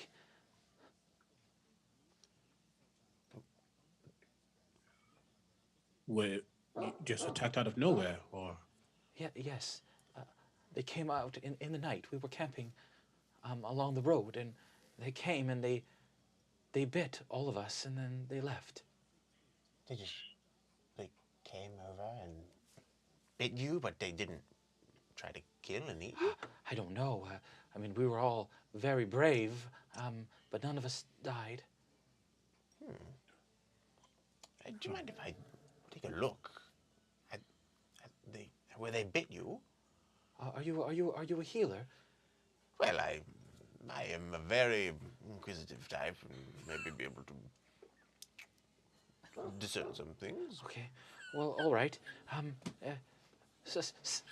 Stop, please, halt! And as you do, the reins, and the both wagons kind of come to a halt. And she says, "Yes, here. I was bitten on the arm," and she kind of puts her arm out. It's full of this bloody, sort of blood-soaked bandage. Do you mind if I unravel it a little?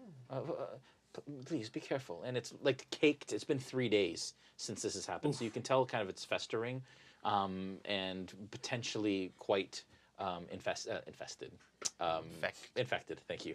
And as it unravels, you can. It's kind of pulling on. I got this. Oh dear. And as you unravel it, you see that there's a big kind of, you can see some of the skin has been torn and bitten, but clearly like some sort of large canine kind of clamped onto her arm and then let go. But there's some skin kind of hanging off. As you pull it, the skin kind of connects to the bandage as it kind of pulls back. Give me a medicine check. I just look and go, nope, that's not for me. But I'm still looking curious. 7. Okay. With a 7, it just looks so bad and so nasty that you really, I mean, you can't, it's a bite mark. You know what? You know that. You know what this is? These are what they call teeth marks. I'm sure you already, I'm sorry, bandaging up again. I'm sure you already realized. Things are, they're so wet still, aren't they? That's okay. That's good.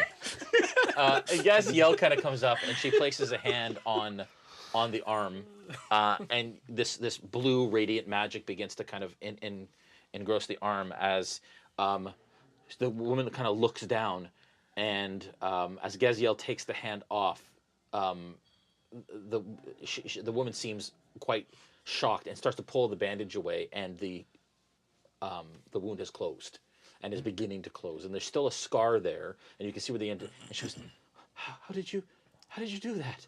And Gaziel says, "It's all right. I can't do that much. Not anymore today. I'm sorry for the rest of you." And the rest kind of like look over and are excited. And the woman says, "Whatever you do, stay out of the woods. It isn't safe." And that's where we're gonna end the session for this evening. Thank you, everyone, for watching. Hope you had a great time. That was an interesting end to the session. We will commence next Monday in Trostenwald, as there is lots to explore and lots of fun. For all of you Critical Role fans, there will be lots of little Easter eggs from the campaign in this. It'll be great.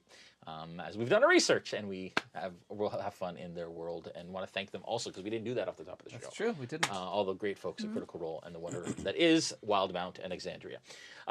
Thursday, make sure that you tune in. We're going to have a special guest talking about Champions of the Realm. We'll probably end up also talking a little bit about tides, as this episode was a bit more action-filled than the last one was, as the last one was mostly hunting for rabbits and boars. Anyways, also, actually, we're having a RealmSmith retreat this coming weekend. We are. We're going away to freeze our butts off on an island. Do you have matching pajamas? Yeah, we will be bringing our onesies. That is absolutely part of the plan. And we'll be watching the Critical Role Vox Machina animated show. Yay. Do we know yet if it's weekly? I had asked that question. Can I actually butt in and say something about that? Please. Yeah. So yeah, it premieres on Friday. Yes. And every Friday there's going to be 3 different episodes. If you have backed the Kickstarter, you actually have access to it tomorrow, I believe. Oh wow! Oh, awesome. Which a lot of people are going to do. However, I'm saying that because I am an official watch party streamer for the show. Every Friday at 12 Central. I'm going to be watching all 3 episodes that come out, so feel free to come to twitch.tv/criticalbard and watch the show with me. Dude, it is official. amazing. It's a sponsored thing. Be here. What time is that? 12 Central. 12 Central. What's that for us? That is 1 Eastern. 1 Eastern. 10 Pacific. We'll be on the road, probably traveling to the destination at that point, right? Yeah. Depends on how. Well, yes, we will. Okay, so we'll have to miss the first one with you, but we will absolutely be there for the following ones. Yeah. But we will be watching all 3 episodes that Friday for sure together.